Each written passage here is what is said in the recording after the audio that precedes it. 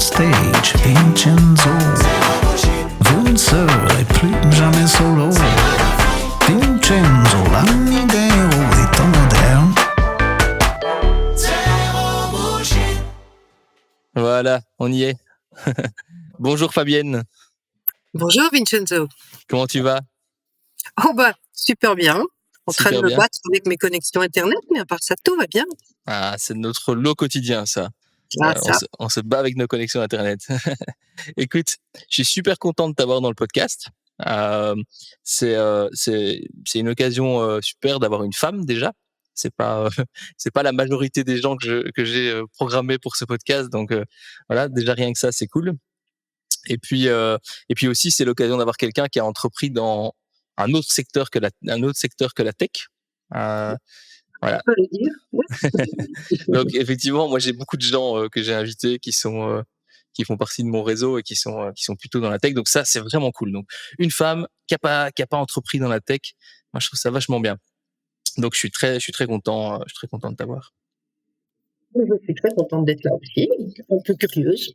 Ah, c'est normal. C'est les débuts encore du podcast, donc voilà, on va faire ça cool. Le podcast s'appelle Zéro Bullshit, donc le but c'est pas se prendre la tête, on discute, on a des discussions ouvertes. Je te poserai peut-être des questions gênantes. Hésite pas à me le dire si ça te gêne de trop. Mais le but c'est d'avoir une discussion décontractée, no bullshit. Hein, c'est vraiment le nom du podcast. Euh, alors, on se connaît déjà depuis un petit temps, toi et moi. On a pas mal échangé. Moi, j'ai aucun, donc on est dans Zéro Bullshit, donc je peux le dire. Tu es ma coach professionnelle. Tu me suis déjà, à mon avis, déjà depuis 2 ans, je pense.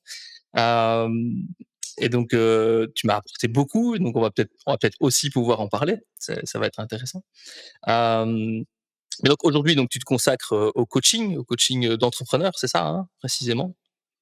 En coaching de vie professionnelle en général, pas que des entrepreneurs, des indépendants, mais aussi certains patrons me confient, je dis en rigolant, des gens à réparer, euh, des, des gens un peu démotivés ou qui posent problème dans l'organisation. Donc, j'ai aussi des employés, des chefs de production, un peu tout.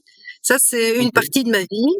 Et puis, j'ai l'autre partie de ma vie où je suis mentor dans l'incubateur Venture Lab à Liège, où là, j'accompagne des étudiants ou des jeunes diplômés qui veulent créer une entreprise. Donc ça, c'est ce que tu fais aujourd'hui. Oui, Par contre, t'as pas commencé à entreprendre il y a 2 ans. Ou en tout cas, quand on s'est rencontrés dans le cadre du coaching, t'as été entrepreneur bien avant ça. Est-ce que tu crois que tu peux, tu sais, faire le classique podcast je me présente. Est-ce que tu peux, parce que je sais pas si tout le monde te connaît. Donc est-ce que tu penses que tu peux, ouais, nous retracer un petit peu ton parcours, d'où tu viens, ce que tu as fait avant de faire ce que tu fais aujourd'hui? je me présente. Je m'appelle pas Henri, mais Fabienne Bister. Et j'ai été souvent surnommée Madame Moutarde, puisque pendant 30 ans, j'ai consacré mon énergie, ma créativité, quelquefois mes nuits blanches, à tenter de développer l'entreprise familiale, en construire une autre en France, etc., etc. Donc, Mister, l'Impérial, le Bocal Grenade, ce sont les 3 marques les plus connues. C'est la moutarde belge à l'origine. Après, maintenant, il y a Bioster sur le marché français qui est très connu aussi. On parle mystère à mon avis, beaucoup de gens connaissent, hein. La fameuse, le fameux pot en forme de. Le bocal en forme de grenade, tout C'est à fait, ça, le bocal ouais. petite. C'est bien ça. Donc, entreprise qui a été créée par mon grand-père, on va dire, qui a commencé en 1919, même si la structure officielle est en 26, donc les 100 ans seront fêtés dans 2 ans par mon repreneur, parce que moi, entre-temps, j'ai vendu. Voilà. On va pouvoir discuter de tout ça, c'est. Ouais, ouais. Bien sûr. Et donc, oui, mon père, après, a succédé à mon grand-père. Et puis, moi, je suis arrivée en 1991 à mi-temps. Et je suis restée journaliste à mi-temps, puisque, en fait, j'ai fait des études de sciences éco qui m'ont amenée à travailler à l'Écho, donc le quotidien belge financier et économique. Et puis, je suis restée journaliste à mi-temps pour divers journaux, magazines, etc., pendant 4 ans, tout en travaillant à mi-temps avec mon père. Et puis les actionnaires familiaux m'ont demandé de mettre mon père à la retraite pour ses 70 ans. Ça, c'était pas facile parce qu'il n'était pas vraiment, vraiment chaud pour y partir. Et de prendre sa place, ce que j'ai fait donc de 95 à fin 2019. Non, ça fait 19, 5, 24 ans, Plus c'est ça? les 4 ans avec mon père, donc c'est quasiment, et plus encore un petit accompagnement du repreneur Mmh. après, donc ça fait quasiment 30 ans en fait. On prend dans la même boîte, ça me semble complètement dingue. Moi aussi. Alors, dans la série des messages un peu trash, je vais dire, on parle toujours de rentrer dans l'entreprise familiale. Je peux te dire que le vrai problème, c'est d'en sortir. Ah oui, oui, ça j'imagine. On va pouvoir aussi parler de tout ça. Je sens qu'il y a énormément de choses à gratter là derrière. Heu, non, c'est cool. Et donc une entreprise créée, en 1919 alors? Juste après la Première Guerre mondiale? Alors, en fait, mon grand-père avait un diplôme de tourneur-fraiseur, mais il était blessé pendant la Première Guerre mondiale. Et donc, quand il est rentré, ben, il pouvait pas exercer son métier. Donc, il a commencé à torréfier de la chicorée. Alors, pourquoi de la chicorée? Ben, parce que dans l'entre-deux-guerres, c'était extrêmement difficile de trouver du café. Et que Jambes est une région maraîchère où on cultivait de la chicorée. Donc, il a commencé par torréfier de la chicorée pour remplacer le café, faire concurrence à l'époque à Pacha en Belgique et le Roux en France. Je me souviens moi d'une pub, à la télévision, c'était, tu sais, ça faisait l'ami Ricoré, tu vois? C'était de la Ricoré, Ricoré? ça, c'est encore après ça. Ah Ça, ouais, c'est encore après. Ricoré, c'est parce que Ricoré, c'est vraiment sous forme soluble, tandis qu'ici, on parle de chicorée que tu mets dans un filtre comme le café moulu OK, et OK, qu'on ah oui, passe de l'eau OK. chaude dessus. C'est encore autre chose. Ricoré, c'est une chicorée soluble, donc tu ajoutes juste de l'eau chaude, tu dois pas mettre un filtre. Et alors, dans le Ricoré, il y a du lait aussi, ce qui est, voilà. Mais OK. donc oui, c'était à l'époque, c'était encore bien autre chose.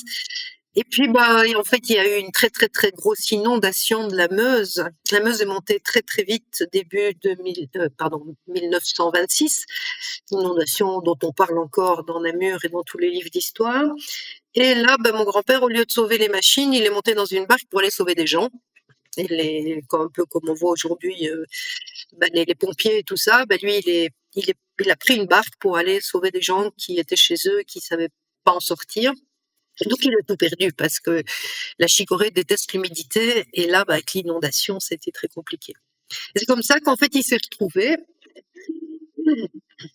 un peu plus tard à chercher. Ben, il n'y a pas de chômage en 1920, donc il n'y avait pas ce tremplin-là, donc il fallait absolument trouver quelque chose. Il a vu une petite annonce pour un certain monsieur Godard qui fabriquait une petite quantité de moutarde derrière la gare de Namur et qui vendait un camion d'occasion. Donc il est allé voir monsieur Godard en empruntant à la famille pour acheter le camion. Il est sorti avec le camion, les machines, la recette, la marque L'Impériale et il a commencé à faire de la moutarde dans l'usine de Jambes, à la place de la chicorée. Ça, Donc, tu as dit une chose importante, il a emprunté de l'argent à la famille, c'est ça? je crois. Alors, bon, moi j'étais pas née en 1920 quand même, Mmh. donc va savoir exactement, parce qu'il avait des petits carnets, mais pas toujours faciles à comprendre, où il tenait plutôt des colonnes de chiffres. Mais je suppose que oui, parce que je vois pas où il aurait été chercher l'argent, vu que tout ce qui était chicorée a été noyé dans l'inondation. Donc voilà, je sais pas trop comment ça s'est passé exactement. Mais donc c'est là que ça nous a amené alors en 1926, qui est donc la date officielle de lancement de la moutarderie. C'est vraiment génial. C'est une super histoire. C'est pas, c'est une longue histoire. C'est, une marque qui est ancrée ici en Belgique. Évidemment, on va avoir des auditeurs, qui sont en dehors de la Belgique, a priori, j'imagine en France. Donc, mais c'est vrai que pour la Belgique, Heu, Mystère, c'est vraiment un nom connu, c'est vraiment un nom de je sais pas, qui fait partie des je sais pas comment dire, qui fait partie des meubles, quoi. Ça fait partie de C'est partie de tradition alimentaire belge, oui, tout à ouais. fait, comme certaines bières, comme certains chocolats, oui, tout Mmh. à fait.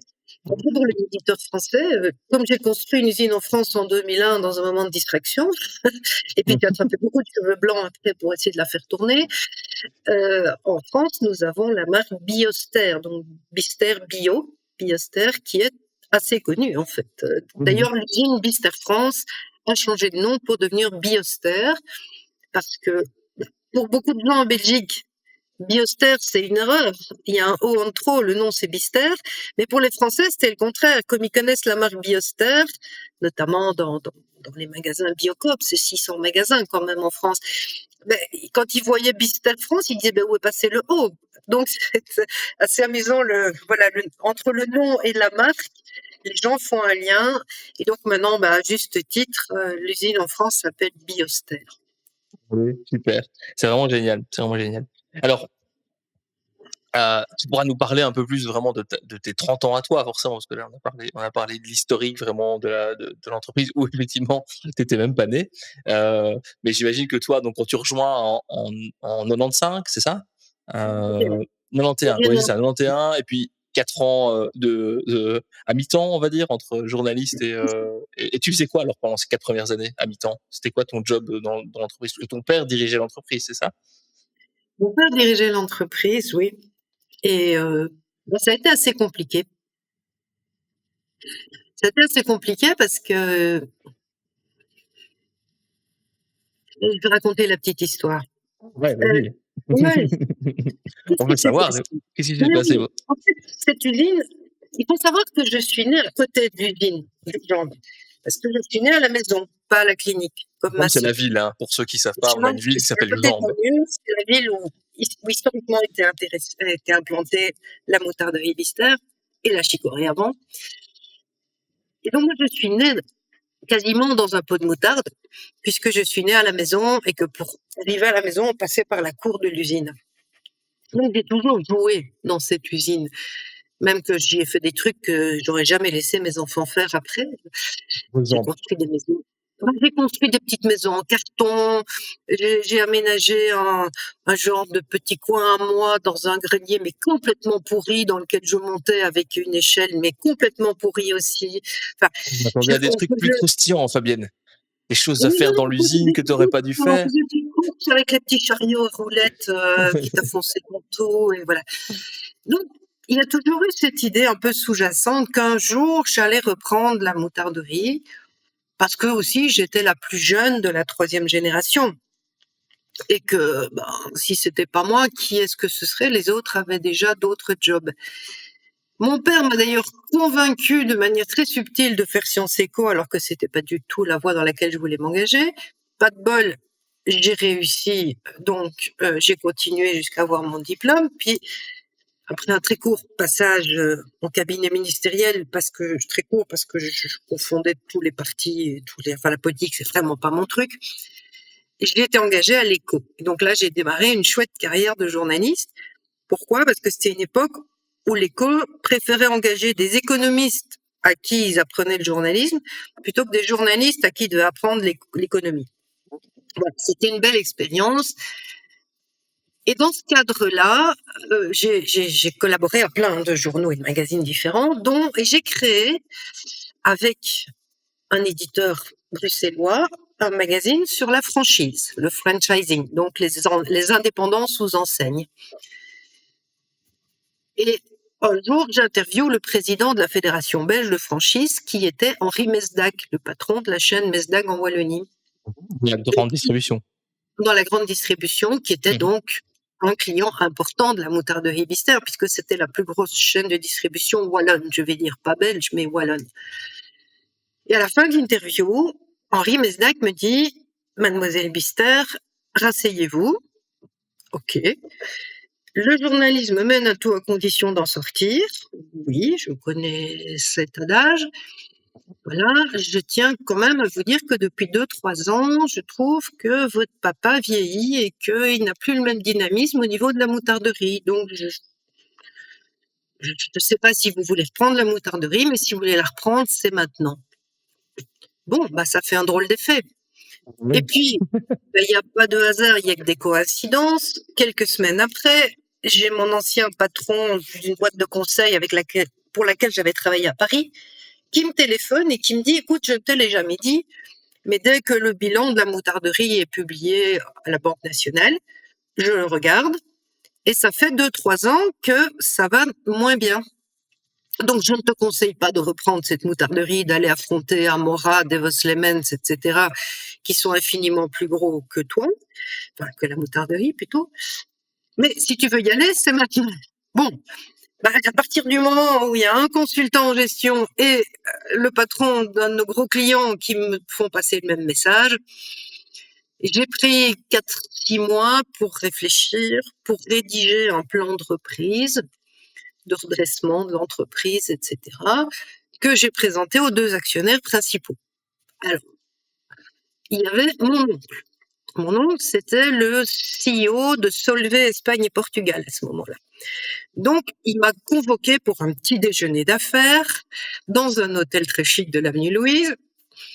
Et il a écouté tout mon laïus, il a parcouru mes 6 pages de plan de redressement. Et il a eu cette question historique. Tout ça, c'est très bien, mais comment tu vas faire le jour où tu auras un mari et des enfants? Allons bon. Ok, la question qui tue, je dis, écoute, t'inquiète, si c'est que ça qui t'inquiète, je pense que ça va aller. Je crois qu'il se rendait pas bien compte que l'entreprise déclinait depuis 2-3 ans et que c'est toujours très difficile de rattraper une entreprise dont le chiffre d'affaires a commencé à baisser quand on est dans la production.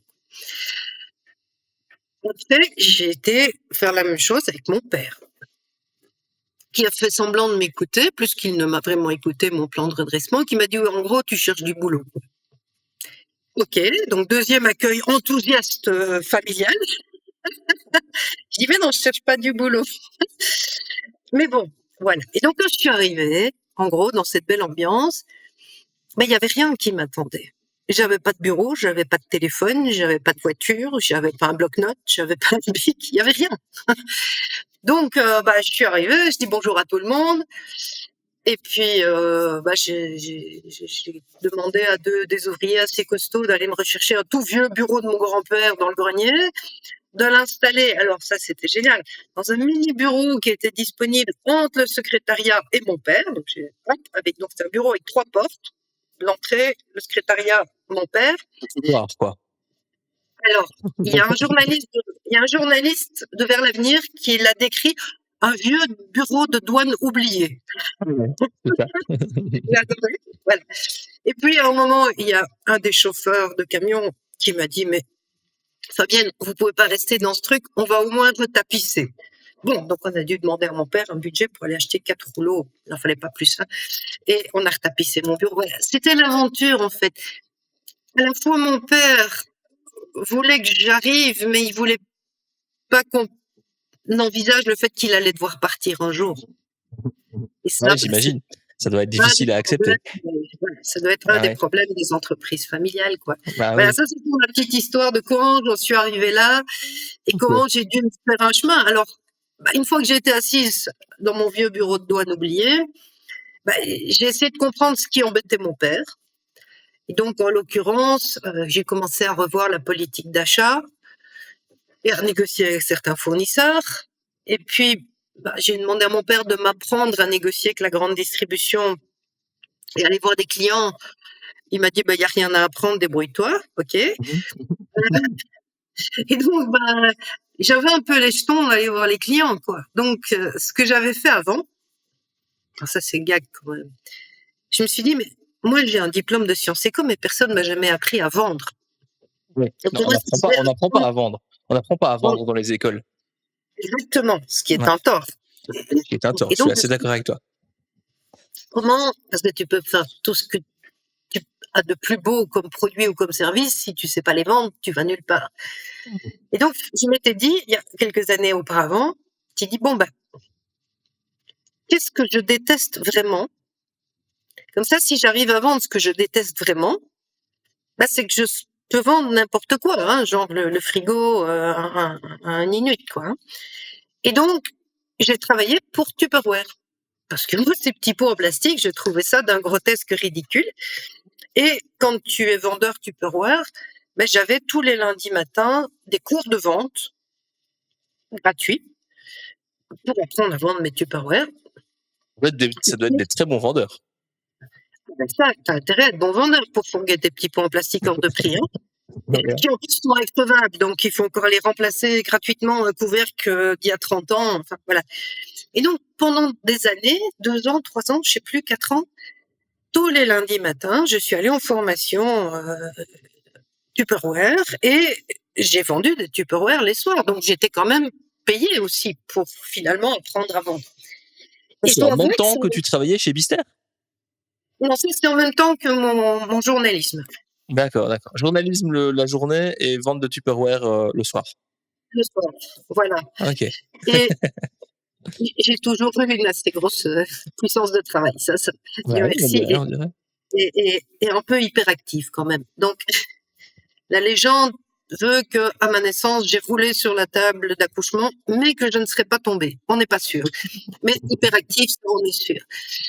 Euh, voilà. Et donc, j'avais appris à vendre avec mes Tupperware. Après, c'est tout à fait différent de vendre en grande surface, mais il n'empêche, on a quand même les réflexes de créer le lien et tout ça, et d'écouter et d'essayer de faire parler le client plutôt que d'essayer de lui fourguer des trucs. Et Ça, c'est la base, ça. On écoute plutôt que ce qu'on parle. Après, pour négocier avec les grandes surfaces, c'est vrai qu'en 30 ans, j'ai suivi 3 grosses formations parce que les méthodes changeaient. Ça reste... On va pouvoir gratter tous ces sujets-là. Alors, je voulais pas t'interrompre parce que je trouve que moi j'adore les histoires de vie. C'est même plus que de l'entrepreneuriat, c'est des histoires de vie. Mais j'ai quand même pas mal de questions qui me sont venues pendant que tu parlais. Alors, la première, tu m'as dit, ouais, en fait, j'ai fait Sciences Éco, j'ai fait des études d'économie, mais je voulais pas faire ça. Du coup, tu voulais faire quoi? Moi, je voulais être entre l'architecture d'intérieur et la décoration d'intérieur. Donc, avoir les bases de l'architecture d'intérieur, mais pour pouvoir m'occuper de décoration d'intérieur. Ouais, En fait, mon père était très malin. Il m'a amené à une porte ouverte de l'école qui fait ça à Namur, où je me suis rendu compte quand même que les élèves qui venaient là, c'était plutôt dans le mode baba cool, y compris les gars, ils étaient en salopette en jeans avec des petites fleurs brodées dessus, et que j'allais peut-être pas vraiment bien me plaire là-dedans. Il est venu me chercher à la sortie de la porte ouverte, et il m'a dit, écoute, si t'es pas totalement convaincu, teste une année, à l'époque ça s'appelait une première candie, de Sciences Éco à Namur. Si ça marche pas, ça marche pas, t'iras faire ton architecture d'intérieur. Si ça marche, je te promets qu'après l'année 2, je te payerai un cote si tu veux rester à Namur ou tu pourras aller à Louvain-la-Neuve. Voilà, il était malin.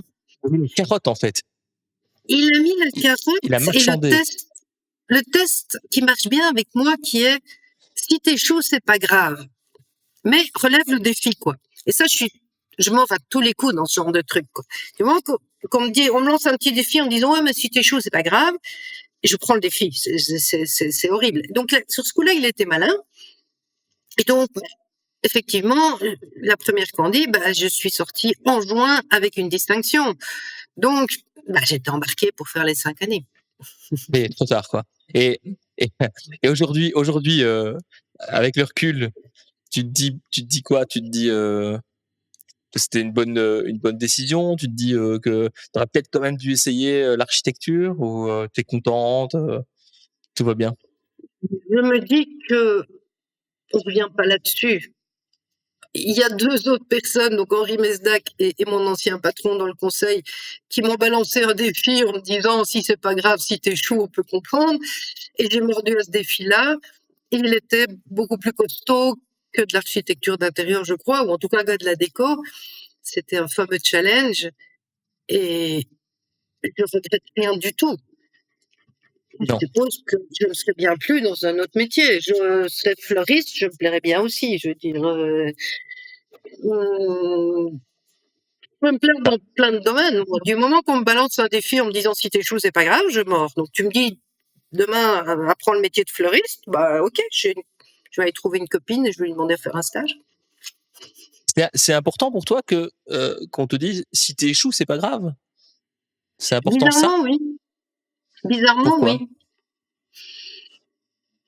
Pourquoi est-ce qu'on a besoin de te le dire? Parce qu'en fait, la plupart du temps, si on échoue, c'est pas grave. Il y a très peu de choses qui sont graves quand on échoue.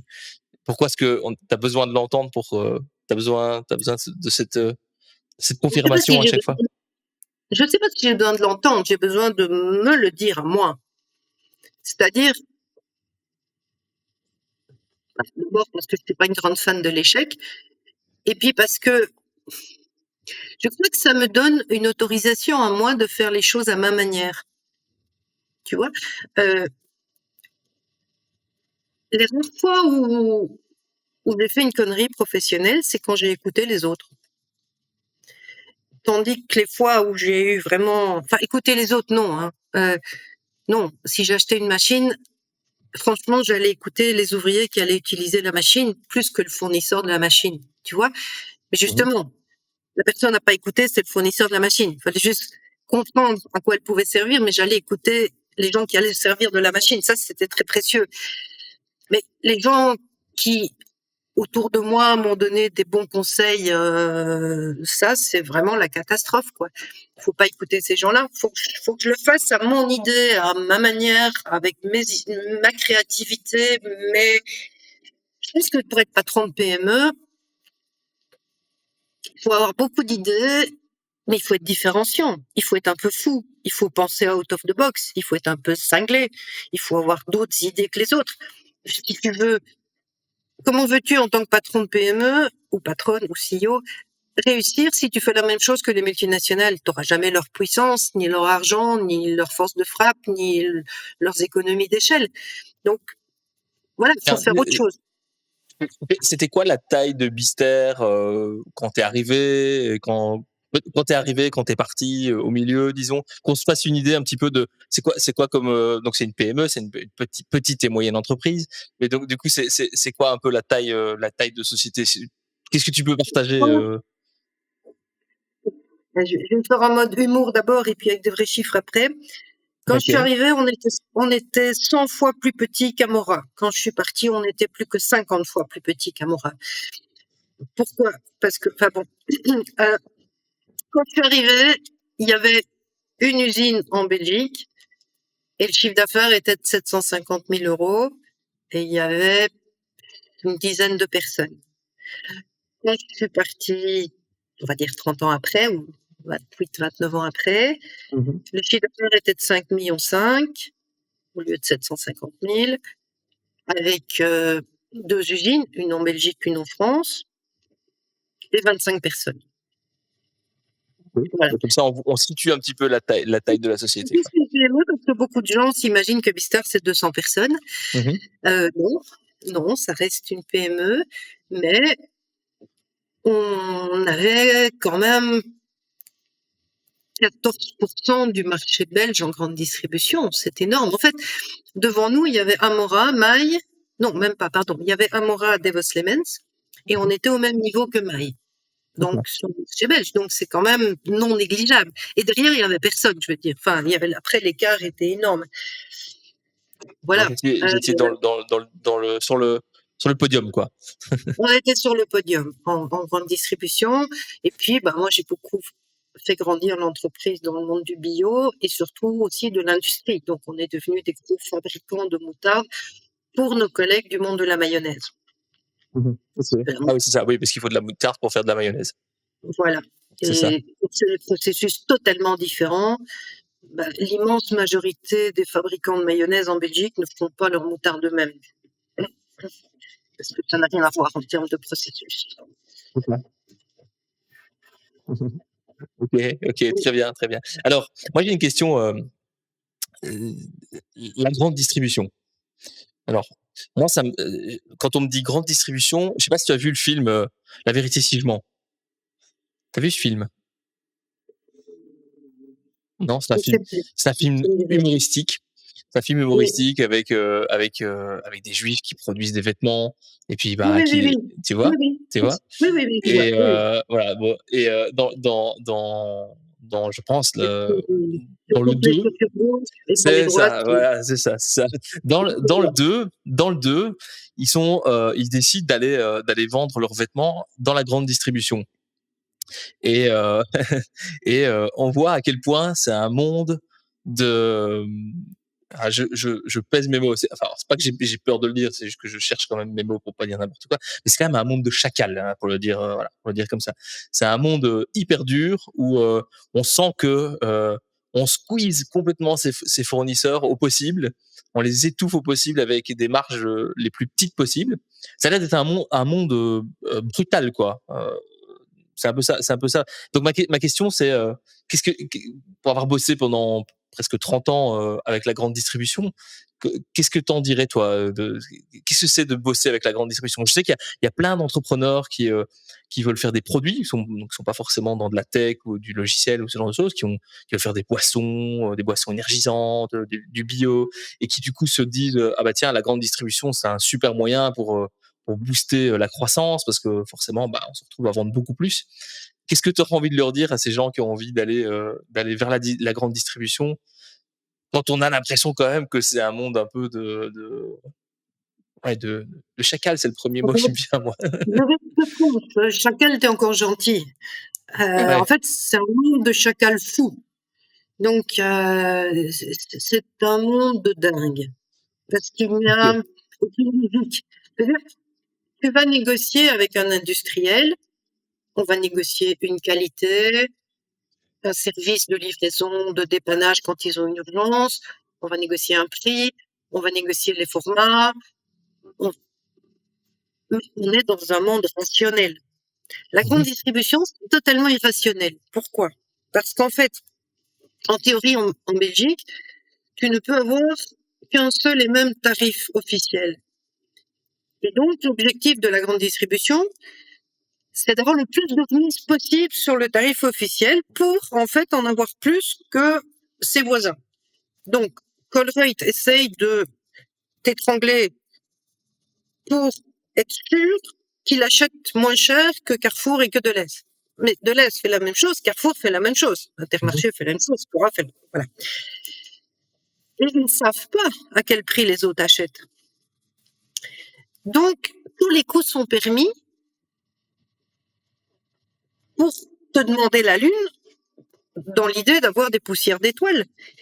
Mais tu as des gens qui malheureusement se laissent faire, et puis c'est dur. Et parfois, tu as des injures personnelles. Il m'est arrivé 2 fois en 30 ans de sortir en pleurant, mais c'était mes nerfs qui avaient lâché. Et, et la deuxième fois, parce que là, on était devant un tribunal, on avait 5 acheteurs, Cora, Match, Delfood, Daily Trader et Courtéo Luxembourg. 5 acheteurs qui jouaient aux méchants, aux gentils, machin, tout, avec en plus des injures personnelles. Oui, avec vous, Madame Bisser, c'est toujours la même chose. Enfin, voilà, des trucs. Je suis sortie en pleurant et ils ont encore, j'ai appris après qu'ils ont pris ça pour une technique de négociation. En Que je pleurant, faisais, oui, que je faisais exprès de pleurer. que tu avais appris chez Tupperware. Voilà. J'étais cinglée. Et d'ailleurs, je dois bien avouer que un des éléments déclencheurs du fait que moi j'ai vendu, ce sont les Hollandais qui ont acheté Deleuze à Holt. Mhm. À Holt, c'est les fous au carré. Donc j'ai 30 ans de vie avec des fous. Et là, je suis tombée sur les fous ingérables. Ingérables pourquoi? Parce qu'en fait, ils négocient même pas, ils te foutent dehors, c'est tout. Du jour au lendemain, des produits sur lesquels ils gagnent un argent monstre. Du jour au lendemain, ils ont une zine et il n'y a plus personne qui te répond au téléphone. Donc, comment tu fais pour négocier quand il n'y a personne qui te répond, tu n'as plus personne en face? Donc, alors, on avait plein de contrats avec Deleuze.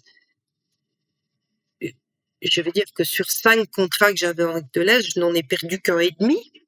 Mais j'en ai perdu un et demi en 2018 sans pouvoir parler à personne. J'avais, Ouais. mon acheteuse me répondait pas, mais enfin, c'était vraiment. Et là, tu te dis non, là, je peux plus, quoi. Mais quand je te dis perdu, c'est les 2 contrats où ils gagnaient le plus d'argent.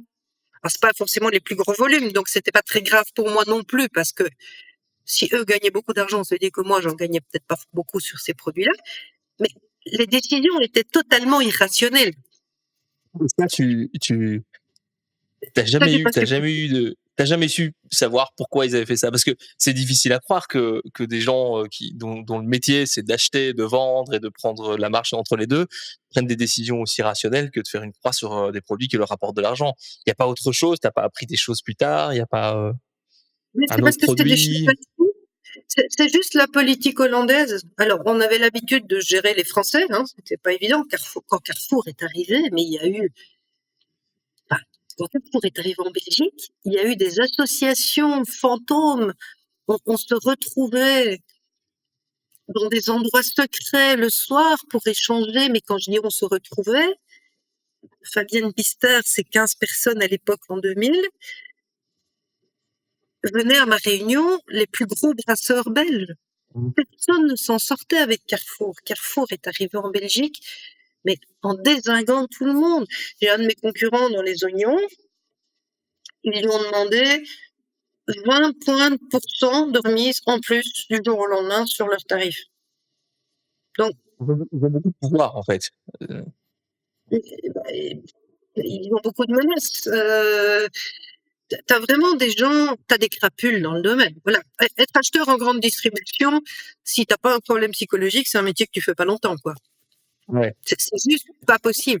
Il y a eu une année, Système U en France a viré 400 PME dans ses fournisseurs. Comme ça, du jour au lendemain, 400 PME. Oui, mais les PME, quand elles ont un client comme Système U, les Super U, Hyper U et tout ça, ben, c'est forcément un client important pour une PME.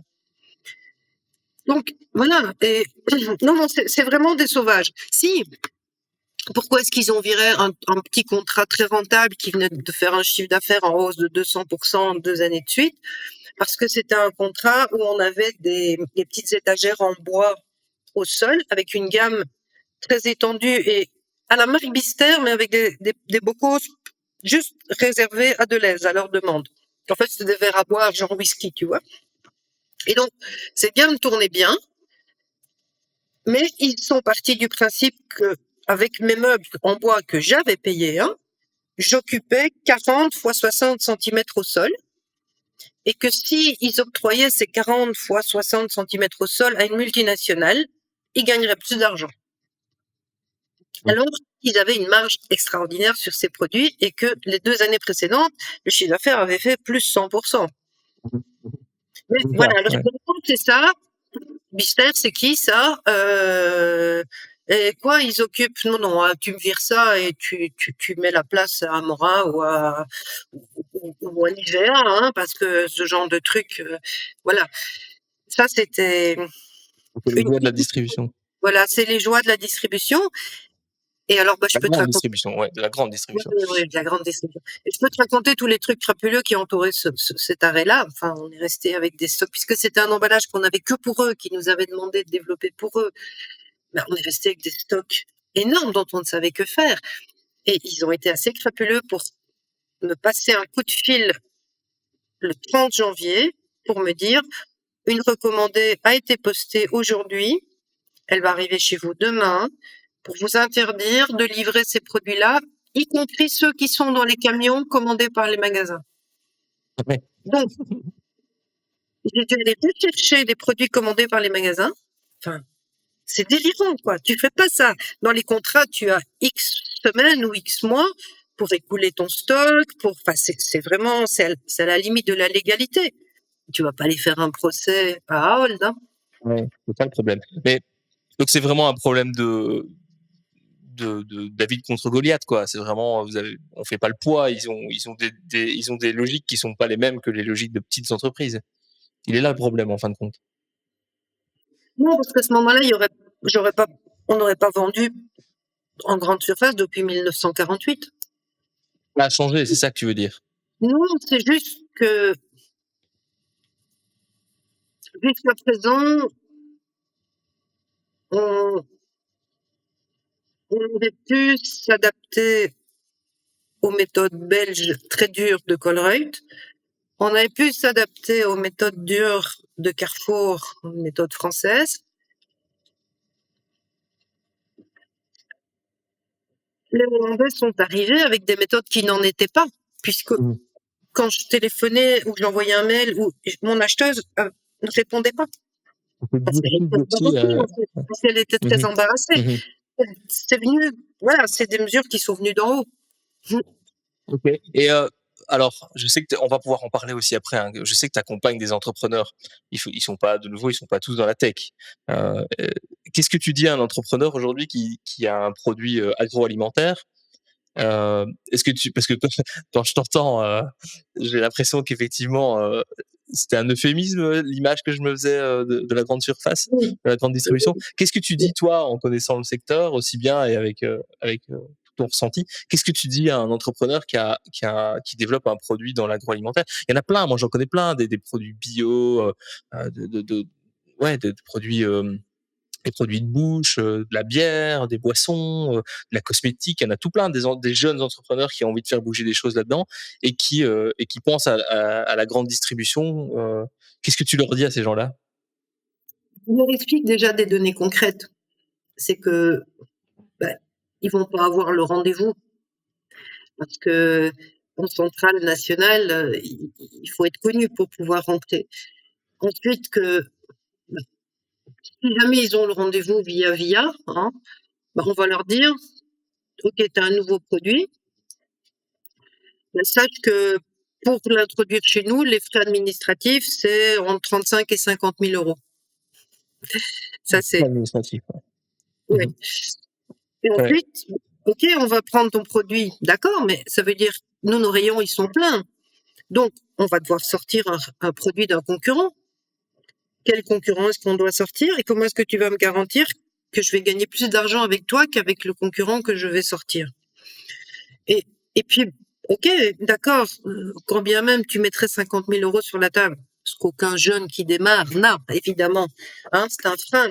Il faut encore un peu d'argent pour créer un slot dans l'entrepôt central, donc pour créer des places palettes dans l'entrepôt central. Et puis, tu vas mettre de la publicité. Comment tu vas faire ta campagne de publicité pour que les consommateurs connaissent ton produit? Et puis, tu vas offrir des produits. Voilà, donc c'est pas un Ouais. monde. Il faut pas rentrer par là. C'est pas possible. Par contre, si tu produis avec, je sais pas moi, à Liège, par exemple, bah, tu peux contacter des indépendants, des franchisés de Carrefour Market, des franchisés AD Delhaize, des franchisés Intermarché. Ils ont tous droit d'acheter quelques pourcents de produits locaux qui sont pas référencés en centrale. Et là, c'est du Centrale, tu veux dire, relationnel. c'est la centrale d'achat, c'est ça, hein? Les centrales d'achat des grands groupes, C'est la qui centrale achètent. d'achat, c'est la centrale logistique. C'est-à-dire Mmh. qu'il est tout à fait évident que nous n'allions pas livrer un carton de moutarde dans chaque Delhaize. On livrait un demi Smirnoff chez Delhaize tous les 15 jours à Zélic, à la centrale de Zélic. Donc, il y a la centrale pour les négociations, mais il y a la centrale surtout pour les produits qui après sont redispatchés par les camions Delhaize vers les magasins avec les autres produits. Et ça, bah, un emplacement dans la centrale logistique, ça coûte. Et puis, voilà, c'est un engrenage où on va te demander de l'argent tout le temps et où on va te dire, bah, OK, tu vas prendre la place de quelqu'un d'autre, donc bah, il me faut des garanties que. Donc, c'est pas par là qu'il faut rentrer, quoi. Ouais. C'est intéressant Et cette logique de forcément en grande surface quand on rentre, on prend la place de quelqu'un d'autre. C'est vrai, tu as raison. Il y a pas des étagères avec des trous, qui attendent des produits, quoi. c'est pas C'est vrai. extensible. Voilà. Non, non, c'est vrai, Et c'est donc, vrai. voilà. Et donc, même si tu es déjà dedans comme nous on était, si tu arrives avec un nouveau produit, on va te poser la même question. Dire, OK, mais je vire quoi? Je vire qui? Je vire un produit Bister, je vire un produit Devos Lemons, et comment je vais négocier avec Devos Lemons si voilà. Ouais. C'est une Et logique qui puis, se défend, c'est une vraie bonne question malgré tout. ça, c'est la logique, effectivement. Ouais. Donc, il faut pas être naïf. On rentre pas comme ça en grande distribution, et si on y rentre, on va mourir. Faut commencer petit, y compris en termes de vente. Donc, là, je viens d'accompagner pendant 1 heure et demie avant toi une jeune dame qui a inventé des douceurs sucrées, je vais dire, assez originelles, très bonnes. Je me demande comment elle va rentrer. Je dis, bon, bah, puisque c'est des trucs assez chics qui se mangent comme ça avec les doigts, moi, je t'inviterais plutôt à contacter les traiteurs qui travaillent dans des grands événements où il y a des walking dinners, puisque tu as les desserts impeccables pour ça. Tu, Ton produit est un peu un concurrent, je dirais, à des pralines au chocolat, sauf que c'est pas au chocolat. Donc, tu pourrais essayer d'être vendu dans une boulangerie-pâtisserie un peu chic, parce que en dehors des tartes et des gâteaux, bah, il y a souvent un comptoir avec des pralines, des, des petits, des macarons, des choses comme ça, tu pourrais le vendre. Il faut pas croire que c'est les boulangers qui font tout ça, hein, ils achètent tout ça, hein. Et donc voilà, je lui ai suggéré par contre, je dis: «Bah, tu testes un AD de l'aise, par exemple, dans ton village où tes parents vont faire leurs courses. Là, tu auras, déjà, une entrée et tu vois comment ça réagit puisque les indépendants ont droit d'acheter quelques pourcents en direct et tu essayes de faire référencer ton produit pour que le code barre passe à la caisse. Voilà, tu démarres petit, tu essayes voilà, un traiteur, tu essayes une pâtisserie, tu essayes. Alors, Tu leur, tu leur dirais que c'est le début et que rentrer dans la grande distribution, ça reste quand même toujours un bel objectif, un objectif, même malgré le fait que ce soit un univers impitoyable, euh, tu leur conseillerais quoi en gros? Est-ce que tu leur conseillerais quand même d'essayer d'y aller? Certes, alors pas directement, parce que c'est sûr, comme tu dis, tant qu'on est trop petit, on est trop petit, mais ça reste un bon objectif à atteindre, malgré que ce soit un monde aussi dur et aussi irrationnel, comme tu dis? Ou est-ce qu'il faut essayer c'est de un l'éviter à choix, tout prix et être en direct et distribuer en direct autant que possible ou autrement, en tout cas? mais on dirait que tu peux pas grandir. En fait, moi, je crois beaucoup à la tâche d'huile. Donc, tu es dans un endroit, les consommateurs aiment ou aiment pas, ton emballage, il a un petit défaut, ton code barre, il a pas été bien imprimé.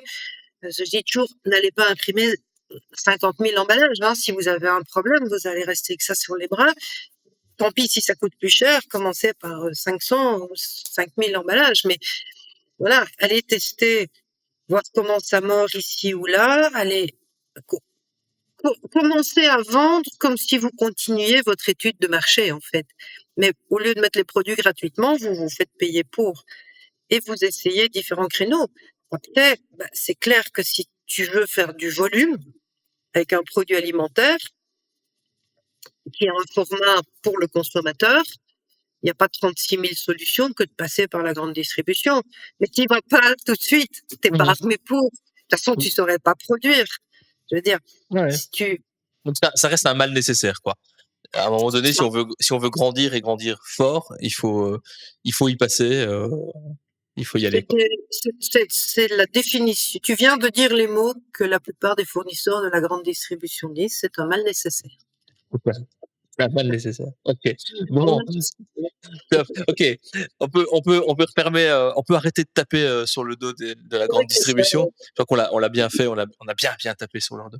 Et moi j'ai une question, c'est aussi un peu en trame de fond là, par rapport à tout ce que tu me dis et notamment les 2 fois où tu me dis que tu es sortie, en pleurant, hem, c'est lié au fait que tu sois une femme, et que tu sois une femme dans l'entrepreneuriat et effectivement dans un entrepreneuriat à mon avis, très dur. Non, c'est pas du tout lié au fait que je sois une Non, femme. non, non, ma question est liée au fait que tu es une femme. Ah C'est ça que je non, c'est non, non, pas non, non, non, excuse-moi, non. c'est mal compris. Donc ma question elle était liée au fait que tu sois une femme. J'ai une question très claire, très directe. Est-ce que le fait Ouais. d'être une femme et d'être dans l'entrepreneuriat, tu penses que, bah, c'est plus difficile? Ou en tout cas, qu'est-ce que tu en penses? Ouais, je vais faire une question plus ouverte. Qu'est-ce que tu as à dire sur le fait d'être une femme dans l'entrepreneuriat? Quel est ton ressenti? J'en profite, hein, j'ai une femme dans le podcast, Mon ressenti, il est très clair. Je suis totalement d'accord avec ce que Simone de Beauvoir disait déjà il y a des dizaines d'années. Une bonne partie du problème des femmes est dans la tête des femmes. OK. Moi, Ça ne bouge pas. je ne me suis jamais posé la question quand je travaillais de savoir si j'étais une femme ou pas. Après, parfois j'ai fait mon caliméro, comme tu l'as dit tout à l'heure, parce que j'étais à la tête d'une PME David Goliath. Ça oui. À tort ou à raison d'ailleurs, parce que les PME ont des avantages aussi par rapport à la grande distribution. Ils font contrepoids de pouvoir par rapport, enfin je veux dire, un Colruyt face à Unilever, c'est Colruyt qui est le petit, hein. Mmh. Donc Colruyt a besoin de petits comme Bister pour tenir tête à Unilever dans les négociations. Donc on a une place à jouer, on a une place à prendre. Mais moi, femme, jamais rien vu. Et mes copines CEO qui réussissent, elles disent exactement la même chose que moi. Par contre, hier, j'étais en formation à Bruxelles avec une femme qui était en épuisement et qui est dans le monde des consultants, hein, des Big Four. Elle reste persuadée que c'est un problème et qu'on te le reproche. Moi, honnêtement, je vais être tout à fait sincère. Une fois, j'ai eu un gars, un camionneur, qui amenait une machine. Et quand il a vu que c'était une femme, la patronne, il a pété un câble. La machine, elle ne montait pas, donc on a quasiment cassé les murs pour la faire passer. On a fait des trucs, enfin, en termes de sécurité, je le raconterai jamais. Elle rompait la machine. Le gars, il est parti quasiment avec les larmes aux yeux en disant, Madame, j'ai rarement vu un patron comme vous. Vous êtes génial. Honnêtement, je ne sais pas comment on allait faire rentrer cette machine sans vous. Oh, votre équipe, elle a vraiment de la chance de travailler avec vous. Il est parti en klaxonnant et tout, avec mes gros mâle à côté qui rigolait, quoi. Donc, ça s'est transformé en compliment, tu vois. J'ai eu l'autre cas. Dans la grande distribution, les acheteurs, tu peux pas les inviter au resto, tu peux pas leur faire de cadeaux, tu peux pas. Et en plus, ils tournent beaucoup pour justement pas créer trop de relations. Sauf chez Mesdac, justement, où j'ai eu la chance d'avoir le même acheteur pendant 10 ans. Et au bout de 10 ans, je lui ai dit, est-ce que je peux vous inviter au resto parce que vous êtes quand même la seule personne avec qui je négocie depuis 10 ans, les autres, ils tournent tout le temps. Ah, qui me dit, oui, je vais demander à mon patron, mais ok, on va à un petit resto, hein, pas un truc très cher. C'est une époque où on peut faire ce genre de choses. Et il me dit, je vais être sincère avec vous, je vous ai vu arriver il y a 10 ans, jeune, mince, jolie, bien habillée. J'ai dit, celle-là, elle va tout foirer Bistère, quoi. Elle va foutre la moutarderie à terre. Et quand je vois ce que vous avez fait au bout de 10 ans, wow, mais c'est extraordinaire. Donc, voilà, tu as deux manières de réagir, où tu dis, oh, le sale con, il m'a pris pour une nulle parce que j'étais jeune, mince et jolie, et femme, ou tu le prends en disant, waouh, il te fait un sacré compliment sur le taf que tu as fait pendant 10 ans, quoi. Moi, j'ai chaque fois pris l'autre version. Après, tu as les... Compliment, quoi, à chaque fois. Moi, j'ai pris le compliment à chaque fois, je me suis jamais posé de questions. Je savais bien que dans ma tête, il y a la moitié d'un mec. Hein. Ça veut dire quoi, ça? Ça veut dire que, bah justement, s'il y a un camionneur qui m'agresse, ça va rien me faire du tout. S'il y a une machine qui est en panne, je vais pas me mettre à chialer, je vais aller essayer de la dépanner en comprenant comment elle fonctionne. Si, quand j'ai construit l'usine en France, je me tapais des 700 km au volant, 320 allées, 320 retours, plus 5 rendez-vous sur la journée pour la construction du bâtiment. Donc, je partais à 5 heures du matin, je rentrais à 22, 23 heures. J'étais au volant, j'étais sur des routes sombres. Je me suis jamais posé 1000 questions, quoi. J'ai pas peur de grand monde ni grand chose. Oui, évidemment, si je me fais attaquer au coin du bois par une bande de gars armés, forcément, je vais avoir peur. Mais je veux dire, dans ma tête, j'ai pas peur. J'ai peur de personne, en fait. Et j'ai pas peur de grand chose, si ce n'est, oui, de la violence physique pure. Mais sinon, il n'y a pas grand chose qui m'impressionne. Et donc, c'est ça que j'appelle avoir la moitié d'un mec. Moi, je me pose pas de questions de savoir si je suis une bonne femme ou pas, quoi. J'ai un taf, je le fais. J'ai une machine en panne, là, je crève un pneu, je remplace mon pneu. Enfin, je veux dire, j'ai toujours fait comme ça. Et donc, je vois pas trop où est le problème, quoi. Si quelqu'un... Je pense que il n'y a pas grand monde qui va oser me dire quelque chose parce que je suis une femme. Parce qu'en tout cas, tu es sûr de toi, en tout cas. Bah c'est ça, je ne lâche pas une énergie de nana hésitante, quoi. Donc, si on la lâche pas cette énergie-là, ouais, on la reçoit pas enfin, tu reçois ce que tu envoies. Moi, j'envoie une nana qui, alors, ma déléguée syndicale, elle m'appelait hop, hop, hop, on y va. C'était mon surnom. Hop, hop, hop, on y va. Voilà, Fabienne, c'est hop, hop, hop, on y va. Bah oui. Bon, allez, les gars, on a un projet, on y va? Voilà, c'était comme ça. Et donc, forcément, ça n'a pas grand-chose à voir avec le fait d'être homme ou femme, c'est une énergie. J'ai une énergie positive, je veux que les choses marchent, je veux qu'on s'en sorte, je veux qu'on avance, je veux que l'entreprise aille bien. Et du coup, bah, on le fait. C'est ça. Non, ok, c'est super intéressant. Je m'étais dit, on va avoir des trucs un peu originaux parce qu'on a une femme entrepreneur, mais en fait, pardon. En fait, non, pas du tout. On a juste une entrepreneur. Je suis On a désolée, juste une entrepreneur. voilà, je suis d'abord une entrepreneur avant d'être une femme et effectivement, c'est un truc. Alors, je vais même te dire le contraire. Dans pas mal de cas, c'était même très positif d'être une femme dans des milieux où il n'y avait pas de femmes. Parce que de facto, quand il y avait une réunion un peu importante, avec des gens plus ou moins puissants, mais comme j'étais souvent la seule femme, j'étais à droite ou à gauche du président de la réunion pendant les repas. Donc moi, je pouvais me faire un relationnel. J'y pensais même pas, hein, mais je me souviens d'une fois où c'était le ministre des Affaires étrangères qui avait créé un comité de 60 personnes parce qu'il voulait réfléchir à un projet au niveau des affaires étrangères belges. Et honnêtement, il a fallu que je sorte de la réunion après des heures pour réaliser que j'étais la seule femme, en fait. Moi, je voyais pas ça. J'étais là parce que Fabienne Bisser, elle a quelque chose à dire sur la politique d'affaires étrangères, enfin le projet là. Et c'est après que je me dis, mais en fait, on était 60 et j'étais la seule femme. C'est quand même bizarre. Mais donc, ça avait ses avantages aussi. C'est que dès qu'il y avait une réception, j'étais à côté du président. Ok, là c'est cool, c'est cool. Mais c'est très bien. Effectivement, bah, je pense que c'est la bonne démarche, c'est de se dire que le fait d'être une femme, c'est pas, c'est ni un plus ni un moins, c'est juste une donnée comme la couleur de cheveux ou autre. Ça n'a pas beaucoup d'importance. Mais c'est effectivement, t'as raison, c'est d'abord dans sa propre tête. Mais ouais, non, c'est vachement intéressant. Et qu'est-ce que tu dirais ouais, bah, j'imagine que c'est ce que tu dirais aux femmes entrepreneurs, c'est d'oublier le fait qu'elles soient femmes et qu'elles se concentrent sur le fait d'être entrepreneurs. Complètement. Mmh. Et je voyais cette collègue là de formation qui me disait, oui, mais enfin, tu te rends pas compte, j'ai eu un patron, moi, c'était vraiment le gros macho. Et alors? Tu vois, moi, c'est des trucs, ok, je tombe sur un gros macho, mais je veux lui renvoyer ces trucs poliment, mais je vais lui renvoyer ces machins. Je vais jamais me laisser démonter. Je vais, voilà, si quelqu'un me fait une remarque sexiste ou je vais, je vais avoir la petite plaisanterie qui va décaler le truc. Si j'ai un gros plan drague, bah, je vais le déjouer tranquillement et gentiment. Voilà. Ça va pas me déstabiliser longtemps.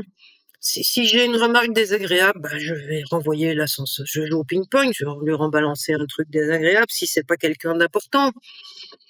Et si c'est quelqu'un d'important, bah, tu as des petites techniques de désamorçage. À partir du moment où tu vends et tu négocies en grande surface, le fait de te ramasser une pique en tant que bonne femme, c'est de la gnognotte. Ok, super. Bon, bah, top, on peut fermer le sujet femme entrepreneur. C'est très très clair. Euh, Tiens, moi j'avais en tête, mais j'ai pas pu retrouver ça. Mais est-ce est-ce que à un moment t'as pas été présidente de la FEB ou quelque chose comme ça ici en Belgique? J'ai été Vice-présidente. la première femme à la vice-présidence de la FEB, oui. Ok. Donc, Et pour les gens. j'en suis fière.